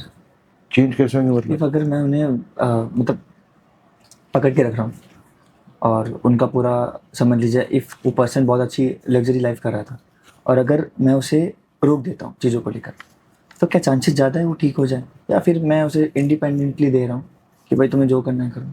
उसमें हम बात कर रहे हैं रिहैब फैसिलिटी के अंदर, या बराबर। उधर क्या होता है कि 11 बजे आपको बैठ के 1 घंटा ये लिखना है। अब उसको 11 बजे मूड नहीं है लिखने का, उसको 1 बजे बैठ के लिखने का मूड है, वो छूट दीजिए उसको काउंसलिंग सेशन में बैठने का, इम्प्रॉम्प्टू या प्रॉम्प्टू काउंसलिंग सेशन में बैठने का 10 बजे का टाइमिंग दिया गया है, और उसको मूड नहीं है 10 बजे बैठने का, उसको 10:30 बजे बैठना है, उसको 9 बजे बैठना है। उसको पूछना चाहिए कि आप कितने बजे बैठना चाहते हो। ओके, काउंसलिंग टर्म्स में जिंदगी में हम लोग बिलीव करते हैं कि हर पेशेंट, क्लाइंट को या पेशेंट को जैसे नाम दिया जाए, या अल्कोहलिक हो गया, ड्रग एडिक्ट हो गया, उसको हक बनता है अपना काउंसलर चूज करने का। तो उसको इंट्रोड्यूस कीजिए 2-3 जनों से, 3-4 जनों से, वो खुद डिसाइड करेगा कि मेरा किसके साथ जम रहा है, किसके साथ नहीं जम रहा है। ये उसका राइट है, वो नहीं जानता। वो दवाई क्या दे रहे हो, क्यों दे रहे हो, वो पूछना भी लोगों का राइट है, हक है उनका, लेकिन वो जानते नहीं है ये सब चीजें। तो क्योंकि मेरा ये मानना है कि परिवर्तन जो आता है वो फ्रीडम में ही आता है। If I give you a free choice, क्या आप वहां बैठना चाहो कि यहां बैठना चाहो, तो आप बोलोगे वो बेटर है। बोले आपको वहीं पे बैठना है, आप कितने भी कंफर्टेबल हो, आपको ये सीट बेटर लगेगा। जबरदस्ती धोखा गया। ओके, और अल्कोहलिक को आप कभी कंट्रोल नहीं कर सकते हो, तो ट्रीटमेंट के दौरान उसको कंट्रोल नहीं करना है, हमको उसको सपोर्टिव करना है, हमको उसको सब कंड्यूसिव बनाना है। माहौल कंड्यूसिव होना चाहिए, जो लोगों के साथ आप जी रहे हो वो कंड्यूसिव होना चाहिए। And one very important thing I will tell you कि अगर आपको गाड़ी सीखना है तो आप किससे जाके सीखोगे? जिसको गाड़ी चलानी आती हो। कोई किताब पढ़ के नहीं सीखोगे। तो ट्रीटमेंट के दौरान जो काउंसलर्स होते हैं, ट्रीटमेंट दौरान जो आपके काउंसलर्स होते हैं, they have to be experiential based, like जो इस नशे की जिंदगी में जी चुके हैं और आज सब्सटैंशियल पीरियड ऑफ टाइम जिसको मैं कम से कम 2-3 साल पकड़ता हूँ, मिनिमम 3 साल, अब आपके ये सारे काउंसलिंग टीम जो होता है वो ऐसे लोगों को होना चाहिए जो ये प्रॉब्लम से निकल चुके हैं। ये सबसे इम्पोर्टेंट हाईलाइटिंग सर्कल पॉइंट है मेरे लिए। और इस सेगमेंट को आप कंट्रोल तो कभी कर ही नहीं पाओगे, तो फ्रीडम उनका हक है, ये हर एक क्लाइंट जानता है, ये आप उनको देना चाहिए, ये होना चाहिए उनका। ओके, तो मुझे शॉर्ट में ये पॉइंट बता दीजिए कि अगर इस फैमिली मेम्बर कोई है, ओके, उन्हें किसी रिहैब सेंटर्स में भेजना है, तो क्या पॉइंट्स को वो ध्यान रखें जिससे वो एक फ्रीडम से रहे वहाँ पे? क्या पॉइंट्स को ध्यान रखें वो लोग? ये मेरे ख्याल से हिंदुस्तान में या इन द वर्ल्ड ऑल्सो हमारा जो सिस्टम है 100% प्रोवाइड करता है। Okay, because we are handling very small numbers, but ऐसे कुछ रिहैब्स हैं विच मैं नाम लेना चाहूँगा उनका, और क्योंकि अच्छे जगह हैं जो अफोर्ड नहीं कर पाते हैं बड़ी एक्सपेंसिव ट्रीटमेंट, वो एक कृपा फाउंडेशन है, बांद्रा में उनका ऑफिस है, एक निजात है जो देहरादून में है, एक मुक्तांगन है जो पूना में है।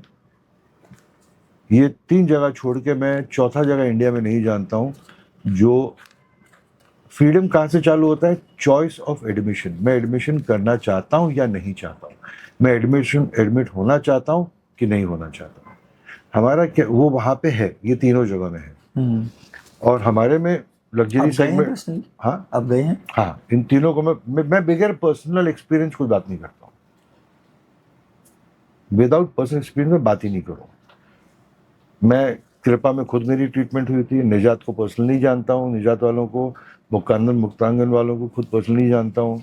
हम बहुत से लोगों को भेज चुके हैं ऐसी जगहों पे जो हमको अफोर्ड नहीं कर पाते, तो हमारा सिस्टम जो है एकदम लग्जरी सेगमेंट में आता है, अल्ट्रा लग्जरी सेगमेंट में आता है। 3 जन एक साथ में 3 जन को ज़्यादा नहीं रखते हम, और एक सिंगल क्लाइंटेल है, इंडिपेंडेंट लोगों को जिनको 100% कॉन्फिडेंशियलिटी की ज़रूरत है, नहीं तो मीडिया उनके पीछे पड़ा हुआ है, तो उनके लिए तो और मसाला बन जाएगा। तो इंस्टेड ऑफ तो giving them that level of confidentiality is very important. Confidentiality से मेरा मतलब है कि अगर एक रिहैब में जहाँ पे 30 जन है, वहाँ पे रिहैब वाले बोलेंगे ठीक है भाई कॉन्फिडेंशियलिटी मेंटेन करते हैं, लेकिन 30 जन में कोई आपके बारे में बाहर जाके बात कर, वो रिहैब वालों के हाथ में नहीं है। तो हमने उस चीज़ का कैसे टैकल किया कि हम एक फैसिलिटी में जो हमारा पूना में है उसमें 3 से ज़्यादा पेशेंट नहीं रहते, या हम उसको क्लाइंट्स एज रेफर करते हैं, 3 से ज़्यादा जन नहीं रखते, और जो बहुत ज़्यादा लग्जरी सेगमेंट वाले लोग हैं उनके लिए सिंगल क्लाइंटेल है, तो उनको कहीं भी हम हर इंडिपेंडेंट जगह में कॉन्फिडेंशियलिटी मेंटेन कर पाते हैं। हमने कई जगहों पे एनडीए भी साइन किया हुआ है, क्योंकि confidentiality is a very important thing. क्योंकि जब लोगों को मालूम पड़ता है, हर एक इंसान सामने वाले की कॉन्फिडेंशियलिटी जब नहीं रहती है, तो उसको एक जैसे बोलते हैं ना, चोर वही जो पकड़ा गया, तो अल्कोहलिक वही है जो रिहैब गया। तो ये कॉन्फिडेंशियलिटी दुनिया उसका मिसयूज करती है, तो ये कॉन्फिडेंशियलिटी पार्ट हमारे लिए बहुत इंपॉर्टेंट चीज़ है। और मैं हर क्लाइंट को बोलता हूँ, हर इंसान को बोलता हूँ जो हमारे पास आता है, कि आपकी कॉन्फिडेंशियलिटी आपके हाथ में है और आपकी लाइफलाइन है, इसको खोना मत। किसको क्या बोलना है 2 बार सोच के बात कीजिए। तो इस चीज़ का हम ध्यान रखते हैं बहुत। It is a very major part of the understanding. Okay sir, आगे बढ़ते हैं। मुझे आपने पूरा प्रोसेस बताया, ठीक है, रिहैब सेंटर्स का। क्या फीलिंग होती है जब हम रिहैब सेंटर से निकलते हैं? आपने उनको भी देखा है जो निकलते हुए, और आप खुद भी निकले, तो वो फीलिंग क्या होती है? तो मैं खुद का तजुर्बे से बताता हूँ कि जब मैं रिहैब में था, और ये मैं 21 साल से लोगों को बताता हूँ, कि जब आप एक रिहैब में ट्रीटमेंट के दौरान जी रहे हो, जिंदगी का मज़ा जो है, फन एस्पेक्ट जो होता है जिंदगी का, ओके, जो मज़ा आता है, वो मज़े का फीलिंग अगर आपको उस ट्रीटमेंट के दौरान नहीं आया तो कुछ प्रॉब्लम है। But everybody feels that sense of enjoyment, of enjoying life, जिंदगी को एंजॉय करना, वो फीलिंग रिहैब के दौरान आता है। That is the feeling of being independent and that is the feeling of coming out of the dependency to drink or use drugs. तो एक बहुत अच्छी फीलिंग है, बहुत इनर फीलिंग है एक, and that all starts with I love myself. It all starts with एक नर्क से निकला हूँ, उस नर्क में वापस नहीं जाना चाहूँगा, and whatever it takes I will do not to go back there to that dark hole of my life. वो एक डार्क होल था लाइफ का, ये एक स्पिरिचुअल फीलिंग है वहाँ पे वापस ना जाने की. और मेरे तजुर्बे में जो लोग हैं जब वो सोचते हैं और रियलाइज करते हैं कि ये इंसान को वो जिंदगी मालूम है जो मुझे नहीं मालूम, और मैं कब वापस जाऊंगा, जैसे मैंने अपने काउंसलर को बोला था कि मुझे कब घर वापस जाना है आप मेरे को बताना, मैं ये टेंशन में नहीं जीना चाहता हूँ, अब जाऊं, अगले महीने जाऊं, 2 हफ्ते के बाद जाऊं, मैं कब रेडी हूँ जाने के लिए आप मेरे को बताना. 6 महीने और रख लो, मुझे प्रॉब्लम नहीं, खाली मेरे को वर्ल्ड कप चालू हो रहा है, वर्ल्ड कप देखना किसी तरह, उसका मैं वैसा मानता. But now when we are living with patients also, we are living with clients also, एक भाईचारा बन जाता है. Okay, and it's a very beautiful journey seeing that person come out of there. हमारे लिए एक बहुत ही अच्छा जर्नी होता है कि हम इंसान को बदलते हुए देखते हैं, किस माइंडसेट से आया था अब कितना चेंज हो गया है, और यही माइंडसेट लेके सेंस ऑफ फ्रीडम का कि मैं शराब से मुक्त हो गया हूँ, मैं नशे से मुक्त हो गया हूँ, मैं अपने मूड फ्लक्चुएशन से मुक्त हो रहा हूँ, विच इज अ प्रोसेस. मुझे भी निकलने के बाद भी 1-2 साल लगा पूरा, लेकिन प्रोसेस चालू हो गया था. It is a beautiful feeling. Okay, आप एक पॉडकास्ट करते हो और एक पॉडकास्ट करने के बाद में आपको लगता है क्या पॉडकास्ट है, मजा आ गया, वही feel, that is the feel good factor. जी सर, अब हम जर्नी से जनरेशन में आते हैं. मुझे सोसाइटी और जनरेशन के बारे में बात करनी है. मुझे मैम ने बताया कि एक 16 साल का लड़का था जो ड्रग एडिक्ट था, अलग अलग चीज़ें उसको कहाँ से मिलती थी पता नहीं, बट वो करता था. एक 16, 17, 18 साल के लड़के की क्या गलती है कि वो एक ड्रग एडिक्ट हो चुका है? इस सोसाइटी की अवेयरनेस है या उसकी फैमिली की ध्यान नहीं दे रहा इसलिए? कोई भी इंसान जो अल्कोहलिक बन गया है या ड्रग एडिक्ट बन गया, 16 years old, 16 हो, 14 हो, 70 हो, 60 हो, 40 हो, जो भी एज हो, मैं बोलता हूँ उसकी कोई गलती नहीं, लेकिन ट्रीटमेंट में न जाना वो गलती कर रहा है. बट सर, एक 16 साल का लड़का कैसे अपने आप को समझा सकता है? अगर 16 साल का लड़का हमारे पास में आया तो कुछ सोच के आया होगा ना, कुछ रियलाइजेशन के साथ आया होगा. करेक्ट. वही रियलाइजेशन 40 साल के इंसान को भी हो सकता है, 25 साल के इंसान को भी हो सकता है, 70 साल के इंसान को भी हो सकता है. तो जैसे बोलते हैं ना कि गलती करना गलती नहीं है, गलती को दोहराना गलती है. अब बात समझे? अगर आपसे गलती हो गई कोई बात नहीं, लेकिन अगर जानते हुए मैं गलती दोहरा रहा हूं तो उससे बड़ी गलती है. ओके सर, सोशल मीडिया इन सब में ना कूल बनने के लिए लोग वेप पीते हैं और अलग अलग चीज़ें करते हैं. तो मुझे ये पूछना है कि क्या सच में सोशल मीडिया जो यंग जनरेशन है उसको चेंज कर रहा है कि ड्रिंकिंग आप कूल हो बहुत कि आप पी रहे हो ये सब कुछ? ये देखिए, जैसे हमारे टाइम पे सोशल मीडिया था नहीं था, या हमने फिर भी पकड़ लिया. हाँ ठीक है, हम तो फिर भी शराब में बह गए थे. तो सोशल मीडिया क्या विजिबिलिटी बना देता है, लेकिन सोशल मीडिया में ये भी देखता हूँ कि अगर कुछ पॉजिटिव कुछ नेगेटिव चीज़ें हैं तो कुछ पॉजिटिव चीज़ें भी हैं. मैं सोशल मीडिया में देखता हूँ कि लोग सीख रहे हैं. आज इंस्टा को ही ले लो. ओके, कोई इंसान इंस्टा में पूरा दिन 4 घंटा 6 घंटा देखे जा रहा है, कुछ सीख नहीं रहा है, लेकिन दूसरा एक इंसान है जो इंस्टा में अपनी काम बना रहा है, आपकी तरह पॉडकास्ट कर रहा है, उस चीज़ को पॉजिटिव तरीके में यूज़ कर रहा है. एक छुरी मेरे हाथ में आ जाए, एक नाइफ मेरे हाथ में है, उससे किसी का गला काट सकता हूँ या किसी को कुछ फ्रूट काट के खिला सकता हूँ. किस चीज़ से यूज़ करूँ ये आपके ऊपर है. मैं वही बोलने की कोशिश कर रहा हूँ कि सोशल मीडिया पॉजिटिव भी है, नेगेटिव भी है. ओके, तो ये सोशल मीडिया के ऊपर ही डाल देना कि सोशल मीडिया की वजह से लोग बिगड़ रहे हैं। सोशल मीडिया की वजह से लोग सुधर भी रहे हैं, अपनी कामयाब जिंदगी भी बना रहे कि नहीं बना रहे। तो I don't blame social media for it, it is an individual perception. आदमी को लगना चाहिए कि मैं गलत कर रहा हूँ, हर एक इंसान को लगता है जो गलती कर रहा हूँ, जो नशे की गलती कर रहा हूँ, उसको लगता है। उसको सही माहौल में डालना is more important. Okay sir, मैं अगर आपकी पोजीशन हटा दूँ, ठीक है, एज अ डैड, आपका एक बेटा है जो 20 साल का है। 30 साल का। ओके, नहीं मैं जस्ट नॉर्मली हाँ, आपको okay, बोल रहा हूँ ऐसा। कि अगर 20 ईयर्स 21 ईयर्स का है, वो ड्रग एडिक्ट हो गया है, क्या आप ये मानते हैं कि आपकी गलती है? नहीं, बिकॉज वो आपका बेटा है, और लोग कहते भी हैं कि अगर जो बच्चा है वो किसी के साथ सही से बात नहीं कर रहा है, वो डिसरिस्पेक्ट कर रहा है, तो पेरेंट्स की बहुत बड़ी भूमिका आ जाती है, क्योंकि मैं उनकी उस चीज को बिल्कुल नहीं मानता, क्योंकि मेरे जैसा अल्कोहलिक जैसा मैं था, मेरे साथ जो लोग जी रहे थे, उनको ये एहसास देना कि तुम्हारी वजह से मैं ये बना हूं, ये वो एडिक्ट का स्मार्टनेस है। ये ब्लेम गेम है, उसमें पेरेंट की गलती नहीं है। हाँ, पेरेंट की गलती कहाँ पे आती है? अगर आप बच्चे को इंस्टेड ऑफ समझाना आप चिल्ला रहे हो, तो जब समझाने जाओगे भी ना, बच्चे को चिल्लाना ही सुनाई देगा।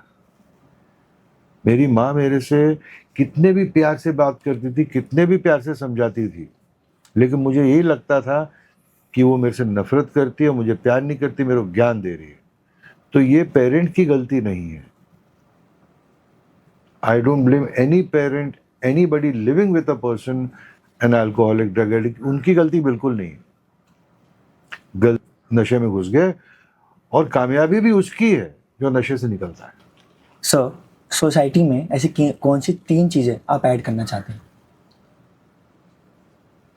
सबसे पहले ऐड करना चाहूंगा कि एडिक्शन टू सब्सटेंस को छोड़ के एक एडिक्टिव मेंटालिटी क्या होता है, उस चीज का अंडरस्टैंडिंग स्कूल में भी होना चाहिए।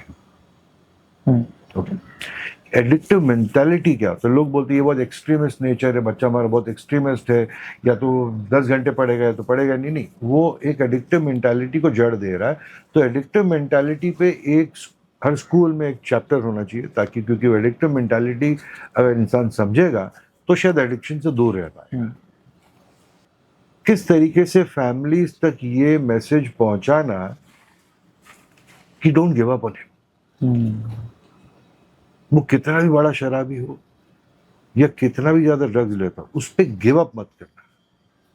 क्योंकि अगर मेरे पिताजी ने मेरे ऊपर गिव अप किया होता तो मैं गायब हो जाता।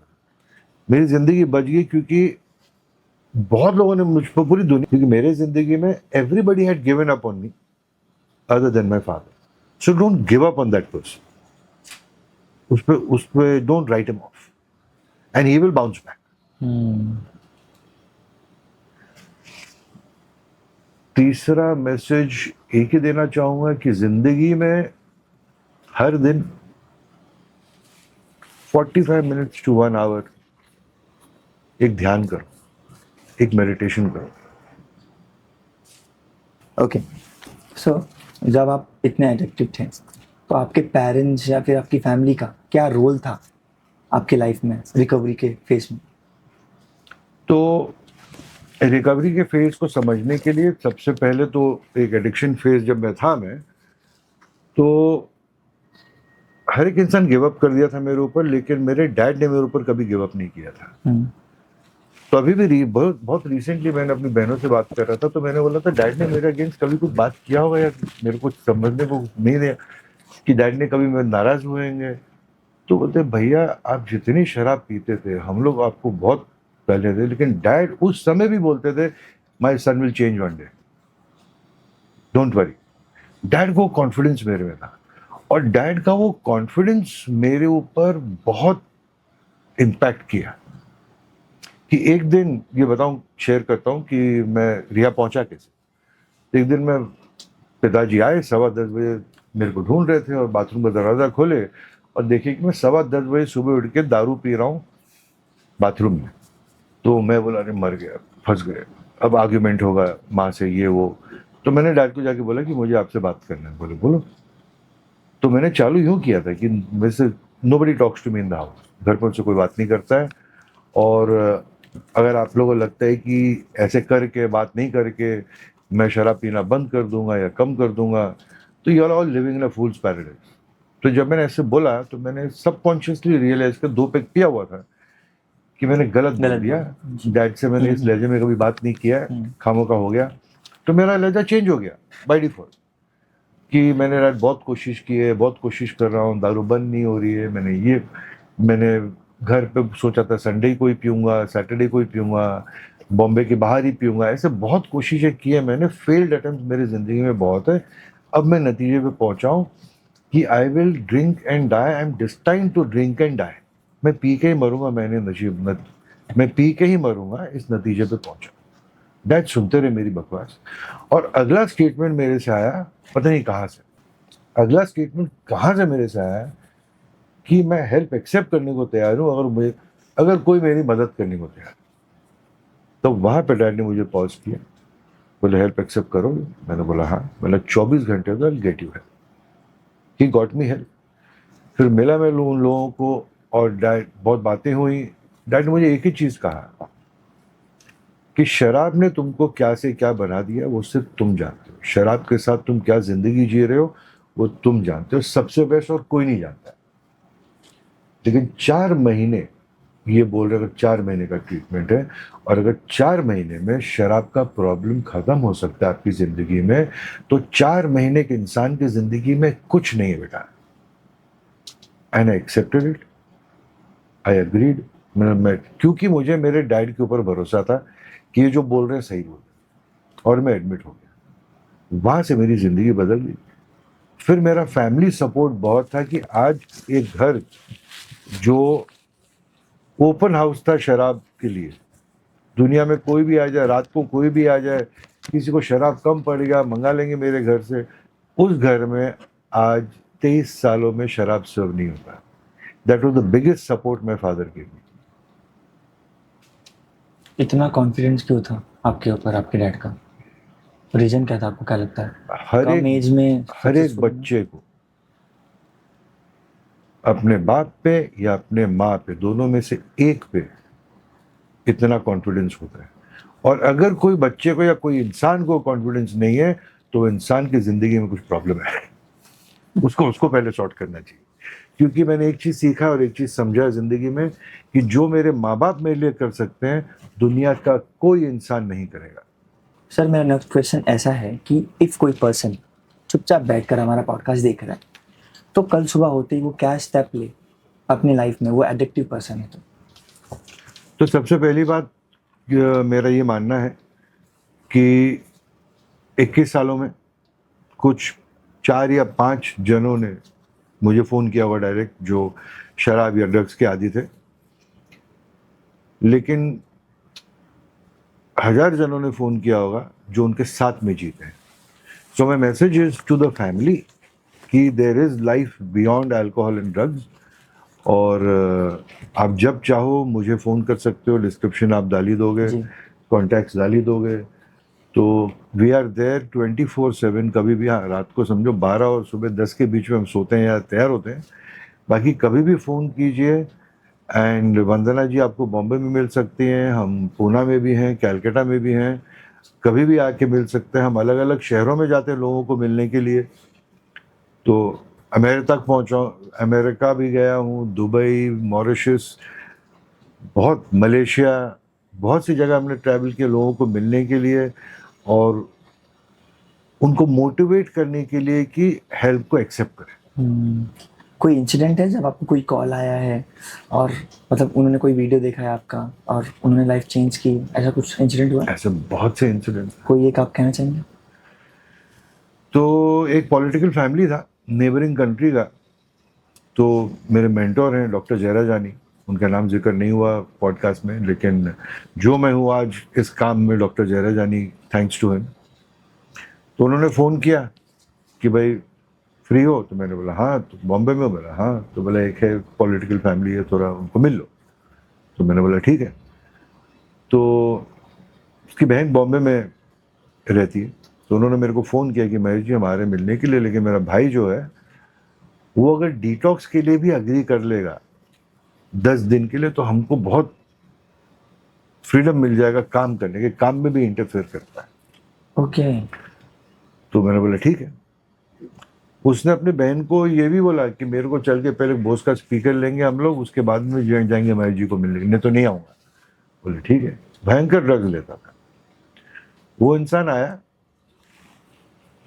और मेरे को बोला ठीक है, मेरी बातें करके सुन के बोला ठीक है, मोटिवेट हो गया। बोला मैं एडमिशन लेने को तैयार हूँ। मैंने बोला कब? बोले कब यानी कि अभी? मैंने बोला अभी मतलब हमको भी एक दिन चाहिए कभी कभी। हमने जो उसका मोटिवेशन देख के हमने बोला ठीक है वो अभी एडमिट कर लेते हैं। तो 2 घंटे के अंदर वो एडमिट हो गया था। ऐसा क्या बोल दिया आपने? नहीं मतलब मैं ये नहीं सोचता कि मैंने ऐसा क्या बोल दिया। मैं तो अपना नॉर्मल टॉक जो अपनी एक्सपीरियंस शेयर करूंगा, waking up with good feelings about share करूंगा, नर्क में जीना कैसे शेयर किया। लेकिन वो आदमी ने अपने ऊपर अपने साथ में जो आइडेंटिफाई किया अपनी जिंदगी को मेरी बातें सुन के, एडमिशन उसकी वजह से इतनी जल्दी हुआ। ऐसे कई लोग हैं जो ऐसे मिल के 1-2 दिन, 2-3 दिन, 3-4 दिन में आ जाते हैं। कुछ लोग हैं 2-3 महीना लगाते हैं। लेकिन एक अच्छा रिकॉर्ड बना है। अपनी तारीफ नहीं करूँ, मैं बोलता कि ये किस्मत है, कुछ कुदरत है मेरे पीछे, शायद मेरी कॉलिंग थी कि आज एक 98% रिकॉर्ड है कि इंसान अगर मुझे एक बार मिलेगा या वंदना जी एक बार मिलेगा तो एडमिशन लेता ही, वो हेल्प एक्सेप्ट करता ही है। ओके।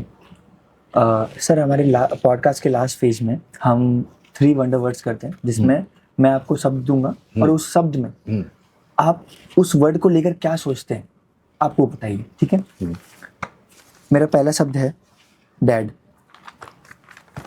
डैड मेरे लिए मेरी जिंदगी में, मेरे डैड को गुजर के आज मेरे ख्याल से 11 साल हुए, 11 साल होंगे। लेकिन मुझे आज भी लगता है कि वो मेरे साथ हैं। मैं बहुत वीक इंसान था शराब की वजह से, लेकिन उस समय भी मेरे दिमाग का स्ट्रेंथ मेरे डैड थे कि कुछ भी प्रॉब्लम हुआ डैड सॉल्व कर देंगे। तो मेरे लिए मेरे पिताजी का, डैड का जो इम्पोर्टेंस है वो बहुत ज़्यादा है। और अभी मैं हाल ही में कोशिश कर रहा हूँ, लिख रहा हूँ कि मेरे ज़िंदगी में what my father meant to me, उस पे एक मूवी बनाई जाए या कोई एक शो बनाया जाए कि लोगों को समझ में आए कि एक इंसान जो शराब के नर्क में जी रहा था और आज 23 साल से शराब से दूर है, और उसका बैकबोन आज भी उसके डैड है।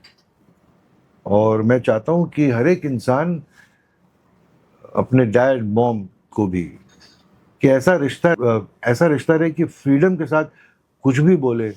और it means a lot, my father means a lot to me. In short, मैं जितना भी बोलूँ मैं कम, it will not come. Okay.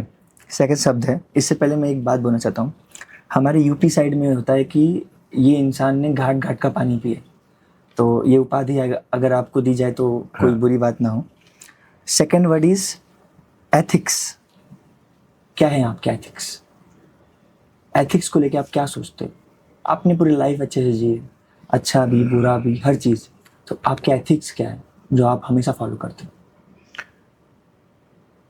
Ethics में अगर मैं जाऊं, और ethics of working which has been my life for 21 years and मेरी जिंदगी बन चुकी है, वो ये एथिक का फाउंडेशन जो है वो मैं उसका फुल क्रेडिट डॉक्टर जयराजानी को दूंगा, जो मेरे मेंटर थे, साइकेट्रिस्ट हैं।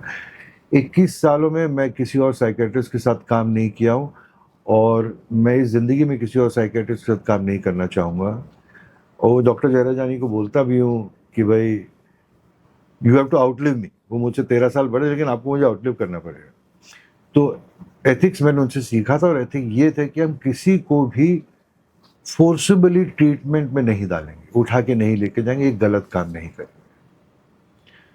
मेरा एक एथिक्स था, जो मेरा तजुर्बा था कि भाई दवाइयों के बगैर, मैंने रिहैब में जाके कोई भी गोली नहीं ली, दवाई नहीं ली। तो मेरा ये एथिक्स था कि दवाइयों के बगैर भी ट्रीटमेंट हो सकता है, इंसान बदल सकता है। तो ये मेरे एथिक को डॉक्टर जयराजानी ने समझा और अप्रूव किया, और 21 साल पहले हम काम साथ में चालू किए। तो that is ethics of working and treating people not by force. That is the only ethic that I would learn.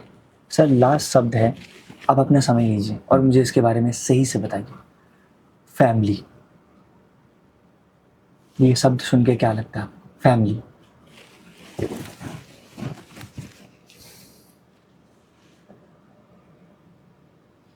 A family can be described, defined in many ways. Okay. और एक फैमिली के ऊपर बहुत सारे, एक family relationship में बहुत सारे इमोशंस होते हैं। और मैं फैमिली सिर्फ बायोलॉजिकल फैमिली को फैमिली नहीं समझता हूँ। मैं ये मानता हूँ, आप किसी को भी जब मिलते हो और अगर कुछ समय के बाद में एक फीलिंग दोनों में आती है कि इस इंसान के ऊपर मैं भरोसा कर सकता हूँ, वो जो फीलिंग है कि मैं इस इंसान के ऊपर भरोसा कर सकता, I can trust this person,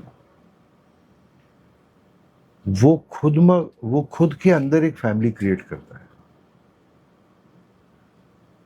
ये दुनिया जिनको भी मिलो तो वो एक फैमिली का फीलिंग क्रिएट करता है और एक बहुत अच्छा फाउंडेशन होता है। Now it is more and more importantly for the biological family, क्योंकि इतने कुछ रिलेशनशिप्स में ऊंच नीच होते हैं, लेकिन जब वो एक पॉइंट पे पहुंचते हैं कि is a different person now, अब ये बदल गया, अब मैं इसके ऊपर भरोसा कर सकता, I can trust this person, वो फीलिंग के अलावा कोई फैमिली नहीं होती। वो फैमिली की फीलिंग मेरे को किसी के साथ भी आ सकती है।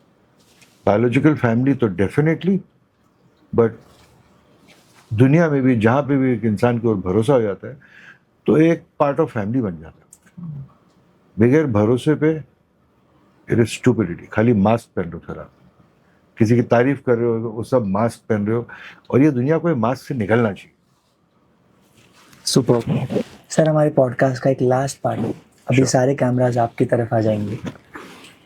आप यंग जनरेशन को जो एडिक्टिव है या कुछ भी है, जो भी है, बस वो यंग है, उन्हें क्या मैसेज देना चाहते हैं? लाइफ में क्या करना चाहिए खुद के लिए, फैमिली के लिए और सोसाइटी के लिए? क्या मैसेज देना चाहेंगे आप यंग यूथ को? So for the youngsters, I would say this is how I have lived life also. I have lived life on my terms. मैंने अपने हिसाब से जिंदगी जी है, और एक पार्ट ऑफ माई लाइफ मेरा ऐसा था कि मैंने हर गलत काम किया, लेकिन वो मेरी मर्जी थी। और second part of my life, which is other 50%, is I lived a good life. I can look back at my life and say I have enjoyed life, well lived. Okay, so look into your conscience, look into yourself, and look at the last 2 years, last 3 years, last 4 years. Ask yourself one question: have I lived life exactly the way I wanted to, or have I lived life exactly the way I never wanted to? और इस चीज का जवाब हर एक इंसान कि मैंने जिंदगी उस तरह जी है जिस तरह मैं जीना चाहता था, या मैंने जिंदगी उस तरह जी है जिस तरह मैं कभी नहीं जीना चाहता था। इस चीज के ऊपर आप बैठ के 5-5 पॉइंट्स लिखोगे ना, तो that will be the biggest education of your own life to yourself. I think that should be good. Sir lovely, super inspirational podcast for us. Thank you so much, आपका समय हमें मिला, और मिलते हैं नए पॉडकास्ट में नए गेस्ट के साथ। जय हिंद, जय भारत। Thank you.